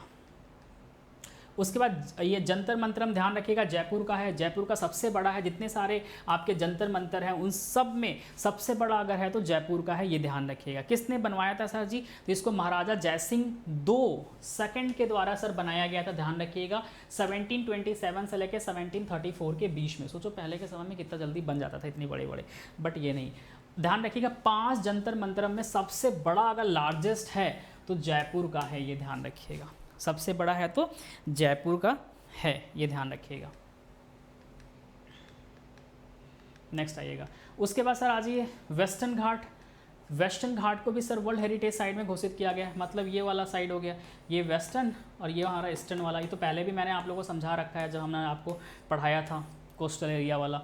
ठीक है, इसको साइदरी माउंटेन के नाम से भी जानते हैं, ये भी मोस्ट इंपॉर्टेंट, अक्सर क्वेश्चन पूछा जाता है। तो वेस्टर्न घाट को जानते हैं। पूरे वेस्टर्न घाट को क्या है सर, यूएन के लिस्ट में शामिल किया गया, ध्यान रखिएगा, बहुत सारा इंपॉर्टेंट है। यहाँ पे कौन कौन से राज्य है, केरला हो गया, तमिलनाडु हो गया, कर्नाटका हो गया, महाराष्ट्र हो गया, मेनी स्टेट आपको स्प्रेड ओवर द देखने को मिलेंगे। ठीक है, ध्यान रखिएगा, it is the consider as one of the world's 10 hottest biodiversity hotspot. World के जो 10 हॉटेस्ट बायोडाइवर्सिटी हॉट स्पॉट्स हैं उसमें ये वेस्टर्न घाट भी सम्मिलित है। तो बहुत इंपॉर्टेंट ऐसा ही आपके लिए हो गया, ध्यान रखिएगा। फिर यहाँ पे क्या बोल रहा है, तो यहाँ पे सर और आपको बोला जा रहा है कि some major sub cluster of western Ghat are Agastya Malai, ध्यान रखिएगा। फिर क्या है सर हमारा परियार हो गया, फिर क्या है सर हमारा अनामलाई हो गया, नीलगिरी हो गया, कुंद्रमुखु हो गया और सायदरी हो गया, ये सभी चीज़ें इसके पार्ट्स हैं। हिल्स, ध्यान रखिएगा, हिल फोर्ट्स ऑफ राजस्थान जितने सारे आते हैं, राजस्थान के पहाड़ी किले जो आते हैं वो भी है। कौन कौन से सर आपको सामने यहाँ पे दिखाई दे रहा है, चित्तौड़गढ़ का हो गया सर, कुंभलगढ़ हो गया सर, रणगत यहाँ पे रणगत भौर हो गया, जैसलमेर हो गया, गागरोन हो गया, आमेर फोर्ट हो गया, ऐसे ये सभी चीज़ें आते हैं, कंसिस्ट होते हैं। मिनी फोर्ट्स इसमें क्या है सर, जुड़े हुए हैं। तो ये भी क्या है, यूएन के वर्ल्ड हेरिटेज साइट्स में आते हैं। रानी की वाव, ध्यान रखिएगा, बहुत इंपॉर्टेंट है। कहाँ पे है सर, पाटन गुजरात में है। कहाँ पे है सर, पाटन गुजरात में देखने को सर मिलेगा रानी की वाव, बहुत इंपॉर्टेंट है। इसको क्या बोलते हैं, क्वींस स्टेपवेल भी बोलते हैं, ध्यान रखिएगा, क्वींस स्टेपवेल भी बोलते हैं, ठीक है। तो क्वींस स्टेपवेल पे क्वेश्चन पूछा जा सकता है, किसे बोला जाता है, तो रानी की वाव, ध्यान रखिएगा, मोस्ट इंपॉर्टेंट है ये। बाकी चीज़ें आपके सामने है। God Vishnu is a famous 10 avatar found here. Great Himalaya national park Himachal Pradesh में है, ध्यान रखिएगा, ये भी आता है उसी में। अल्पाइन पिक ध्यान रखिएगा, ये आपको देखने को मिलेगा, खास करके अल्पाइन चोटी हो गई, अल्पाइन घास हो गए, मैदानों को नदी के जंगलों से होते हुए गुजरती है। यहाँ पे क्या मिलेगा, स्नो लियोपर्ड भी देखने को आपको मिलेगा। ये जो आपको दिख रहा है ग्रेट हिमालय किस जानवर के लिए बहुत फेमस है, तो स्नो लियोपर्ड के लिए बहुत ज़्यादा फेमस है। अक्सर यहाँ से भी क्वेश्चन एग्जाम में पूछे गए हैं। नेक्स्ट आइएगा, आर्कियोलॉजिकल साइट ऑफ नालंदा, ध्यान रखिएगा, महाविहार नालंदा बिहार में सिचुएटेड है, ठीक है, ठीक है, ध्यान रखिएगा ये, ठीक है। तो इसमें ज़्यादा कुछ समझाने के लिए नहीं है फिलहाल, तो ये खाली आपका मेन पॉइंट्स है, वो ध्यान रखिएगा जो कहाँ पे है। तो ये इंपॉर्टेंट, नालंदा महाविहार जो आर्कियोलॉजिकल है, ध्यान रखिएगा, ये कहाँ पे जगह है, तो नालंदा बिहार में सिचुएटेड है। नेक्स्ट आइएगा, most important Kanchenjunga national park, मैंने आपको बताया है ये क्यों इंपॉर्टेंट है, सिक्किम में है, क्योंकि ये मिक्स्ड क्राइटेरिया में आता है। ओनली वन ऐसा साइट है जो कि मिक्स्ड क्राइटेरिया में आता है। मैंने आपको बताया था कि 2 क्राइटेरिया हैं, 3 क्राइटेरिया हैं, एक हमारा क्या है, नेचुरल है, एक कल्चरल है, तीसरा हमारा मिक्स्ड में आता है, जो दोनों मिले होते हैं। तो हमने आपको बताया था कि सर कल्चरल में कितने सारे आते हैं, तो 31 आते हैं, याद करिए मैंने पढ़ाया था। फिर 8 किस में आते हैं सर, वो आते हैं आपके नेचुरल में, और एक जो आते हैं वो मिक्स्ड में है। तो यही हमारा कंचनजंगा जो राष्ट्रीय उद्यान है, नेशनल पार्क है, ये क्राइटेरिया मिक्स्ड में आता है वर्ल्ड हेरिटेज साइट में। ध्यान रखिए किसके लिए फेमस है, आपके सामने है सर, लियोपर्ड हो गया, अल्पाइन वेजिटेबल हो गया, एलिमेंट, ध्यान रखिएगा, थोलुंग मड यहाँ पे देखने को मिलेगा। अहमदाबाद का ऐतिहासिक शहर Gujarat, historic city of Ahmedabad, ध्यान रखिएगा, ये पहला ऐसा शहर था जो कि यूएन के लिस्ट में शामिल किया गया था। इसके बाद भी दूसरा शहर है, अभी हम आपको बताएंगे, Rajasthan. It was founded by Sultan Ahmad Shah के द्वारा इसको फाउंड किया गया था। कब किया गया था सर जी, 15वीं सेंचुरी में किया गया था, बैंक ऑफ साबरमती रिवर, ठीक है। ये पहली ऐसी सिटी थी जो कि यूनेस्को वर्ल्ड हेरिटेज साइट में क्या किया गया सर, लिस्टेड किया गया था। तो मोस्ट इंपॉर्टेंट है, इस चीज़ को ध्यान रखिएगा। थोड़ा रात ज़्यादा हो रहा है, बट थोड़ा सा समय दीजिए, कंप्लीट हो जाएगा ये पूरी तरह से, ठीक है। उसके बाद सर हमारा क्या है, मुंबई का विक्टोरियन आर्ट डेको जो असेंबल्स है वो क्या है सर, ये भी हमारा महाराष्ट्र में है और इसे यूएन के लिस्ट में शामिल किया गया है, ये ध्यान रखिएगा।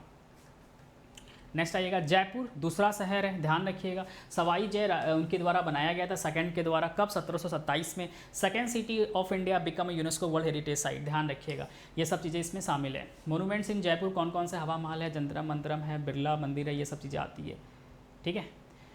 तो यहाँ तक सभी को क्लियर है, यहाँ तक सभी को क्लियर है। ये हमने आपको पूरी लिस्ट बता दिया, कुछ बच्चे कम भी हो गए, कोई दिक्कत नहीं है, जितने सारे बच्चे हैं बहुत लेट हो गया है, ओके। बस आज एक्चुअली टॉपिक बड़ा था तो इसलिए थोड़ा समय लग गया, बस जो बड़े टॉपिक होंगे उसमें समय तो लगेंगे ही लगेंगे। ये मैंने आपको पूरा पढ़ा दिया, जितने सारे यूएन के वर्ल्ड हेरिटेज साइट में हमारे इंडिया के विरासत शामिल है, ये पूरे बता दिया। अब ध्यान रखिएगा, यहाँ पे सभी को क्लियर है, यहाँ पे शुभम, वेरी गुड। अब यहाँ पे जो इंपॉर्टेंट चीज़ है ये हमने आपको मैप में दे दिया है, ठीक है। तो ये भी आपके लिए मोस्ट इंपॉर्टेंट है, मैप में कौन कौन कहाँ पे ये सब कुछ है। उत्तर प्रदेश हो गया सर, यहाँ पे उत्तर प्रदेश लोकेटेड है ना। यहाँ पे सर क्या है सर, आपको सब दिखाई दे रहा है, असम हो गया। फिर सन टेम्पल कहाँ पे है, उड़ीसा में सर, उड़ीसा हो गया। तो ये मैप के अकॉर्डिंगली मैंने आपको दे दिया है, तो ये आप फ्री मैप लेके उसको कर सकते हैं, ध्यान रखिएगा, ठीक है। उसके बाद जितने सारे हैं ये दोनों हमने सब कुछ आपको मैप के थ्रू दे दिया है, तो आप इसको अपने से फिल कर सकते हैं। इंटेंजिबल में ध्यान रखिएगा, इंटेंजिबल में टोटल कितने सारे हैं सर, 13 हैं। कितने हैं सर, 13 हैं, ध्यान रखिएगा। कितने हैं सर, टोटल 13 है, ध्यान रखिएगा। Element from India have been inscribed till date UNESCO representative list of the intangible cultural heritage of humanity. Total कितने हैं हमारे इंडिया में? 13 अमूर्त सांस्कृतिक विरासत है, ध्यान रखिएगा। ICH है, कितने हैं सर? 13 टोटल है, मोस्ट इंपॉर्टेंट है, ध्यान रखिएगा। और जो टेंजेबल है, ध्यान रखिएगा, जो टेंजेबल है वो कितने हैं सर? मैं अगेन कह रहा हूँ मोस्ट इंपॉर्टेंट है ये चीज़ें। टेंजेबल कितने हैं सर? तो टेंजेबल हमने आपको बताया सर टोटल कितने हैं सर? 40 हैं, ठीक है। इनटेंजेबल कितने हैं सर? टोटल 13 हैं। कितने हैं सर? 13 हैं। उम्मीद करते हैं आपको समझ में सभी को आ रहा होगा, ठीक है।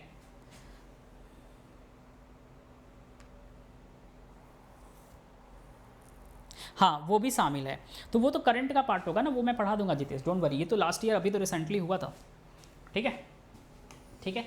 तो ध्यान रखिएगा ये सब चीज़ें। अब इसमें क्या क्या है ध्यान रखिएगा। हाँ, हमारे इंडिया में मिनिस्ट्री ऑफ कल्चर के द्वारा, ध्यान रखिएगा, हमारे इंडिया में मिनिस्ट्री ऑफ कल्चर के द्वारा संगीत नाटक अकादमी बनाया गया है, जो कि इंडिया में क्या करेगा सर? चीज़ों को क्या करेगा सर?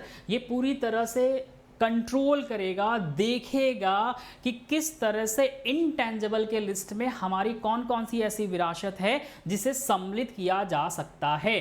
तो ministry of culture has appointed Sangeet Natak Akademi an autonomous organisation under the ministry of culture as a nodal office for matter relating to the intangible culture heritage including, ध्यान रखिएगा, for preparation of the mountain nomination dossier for the representative list of UNESCO. इन सब की देखरेख के लिए, list बनाने के लिए, मेंटेन करने के लिए, देखने के लिए, जो भी रिलेटेड मैटर होगा इन सब को देखने के लिए जो मिनिस्ट्री ऑफ कल्चर के द्वारा नोडल एजेंसी बनाई गई है, ऑफिस बनाई गई है, वो संगीत नाटक अकादमी है। तो बहुत इंपॉर्टेंट है, ध्यान रखिएगा। ये किसके लिए सर? इंटेंजिबल के लिए। किसके लिए सर? इंटेंजिबल के लिए, ध्यान रखिएगा।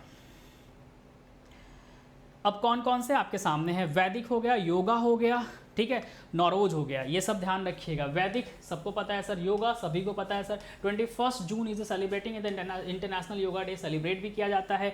और इंटेंजिबल कब घोषित किया गया था सर? 2016 में किया गया था।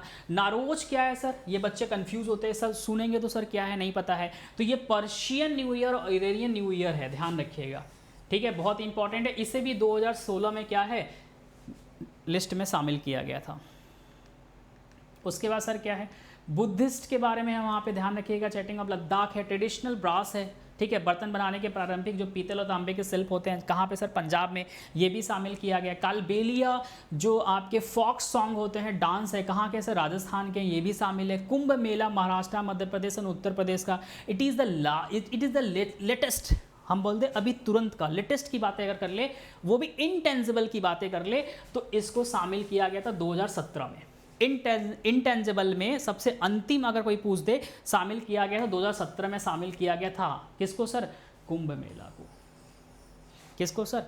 कुंभ मेला को, ध्यान रखिएगा, ये भी इंपॉर्टेंट है आपके लिए। उसके बाद सर क्या है? कुटियाम संस्कृति, ध्यान रखिएगा, थिएटर कहाँ पे है सर? ये थिएटर आपको केरला में देखने को मिलेगा, समझ में आया? मुदिएटू ये कहाँ है सर? केरला में आपको दिखेगा, ड्रामा है, ठीक है, रिचुअल थिएटर है, डांस ड्रामा, ये भी आपको मिलेगा। छाऊ डांस, ये देखो हर जगह अलग अलग होता है, हर एक राज्यों में, कुछ राज्यों में इसको अलग अलग नाम से जाना जाता है, ये इंपॉर्टेंट है, ध्यान रखिएगा। Location where they are performed, अलग अलग राज्यों में परफॉर्म की जाती है, तो उसके राज्य के अकॉर्डिंग इसको जाना जाता है। Purulia Chhau of west Bengal, west Bengal में किस नाम से जानते हैं? पुरुलिया के नाम से जानते हैं, पुरुलिया छाऊ के नाम से, ध्यान रखिएगा, वेस्ट बंगाल में जानते हैं। उसके बाद मयूरभंज, मयूरभंज छाऊ कहाँ पे सर? उड़ीसा में जाना जाता है, ध्यान रखिएगा। सरायकेला, सरायकेला ध्यान रखिएगा, कहाँ पे सर? झारखंड में जाना जाता है। तो अलग अलग है जहाँ पे परफॉर्म्स किए जाते हैं, उसके अकॉर्डिंग जाने जाते हैं। संकीर्तन है, मणिपुर में है, ध्यान रखिएगा। रामलीला है, ट्रेडिशनल परफॉर्मेंस, ठीक है, उत्तर प्रदेश, ये भी शामिल है सर। रामन है सर, ध्यान रखिएगा, रिलीजियस फेस्टिवल, रिचुअल थिएटर, कहाँ पे सर? घरवाल हिमालय, ये भी सर क्या है? शामिल है, ठीक है। तो ये मैंने आपको सर दिया है, ध्यान से समझिएगा। मैं लास्ट में चलता हूँ।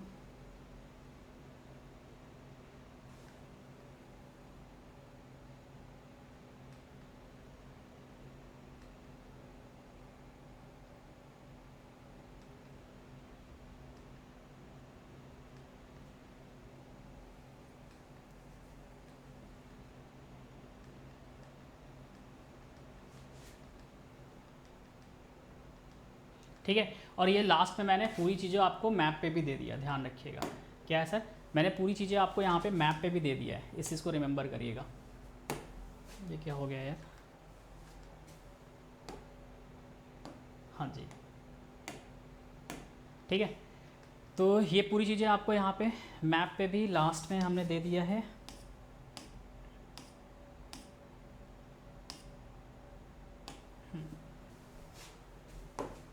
ठीक है,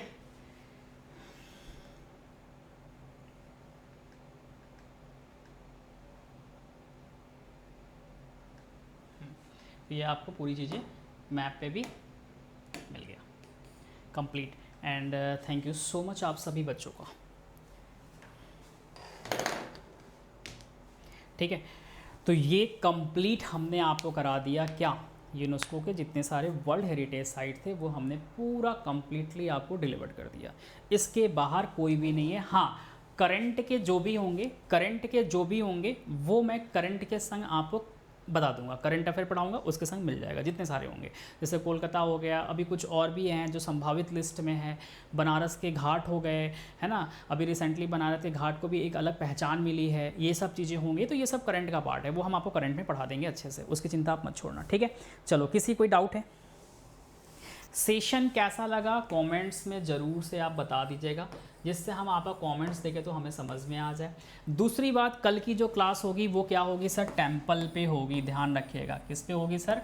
टेम्पल पे होगी। जितने सारे मंदिर हैं, है ना, जितने सारे सर मंदिर हैं, उन मंदिर के बारे में देखेंगे, किस टाइप के मंदिर हमारे देश में पाए जाते हैं, कैसे कैसी शैलियों में बनाई गई है, कौन कौन से स्टाइल में बनाया गया है, ये सभी चीज़ें हम लोग कल की क्लास में देखेंगे। तो उम्मीद करते हैं आज की सेशन आप सभी लोग को अच्छी लगी होगी, और अच्छी नहीं भी लगी होगी तो भी अच्छा देख लीजिएगा। उम्मीद करते हैं कंटेंट अच्छा लगा होगा। ठीक है, चलिए, तो आप सभी को धन्यवाद, बहुत बहुत धन्यवाद कि आप लोगों ने पूरा सेशन को कंप्लीट किया। थैंक यू सो मच आप सभी बच्चों को। टेक केयर, बाय बाय, जय Hind. Lovely Sharma, current affair की क्लास अभी तक नहीं हो रही थी, बट मैं रेगुलर चालू करूँगा, कल नहीं परसों से। ठीक है, मतलब मंडे, ट्यूसडे, वेडनेसडे या थर्सडे से स्टार्ट कर दूंगा सुबह में 11 AM पे करंट अफेयर ये सेशन स्टार्ट हो जाएगी। ठीक, थैंक यू, वेलकम। हाँ जी, चलो, जय हिंद।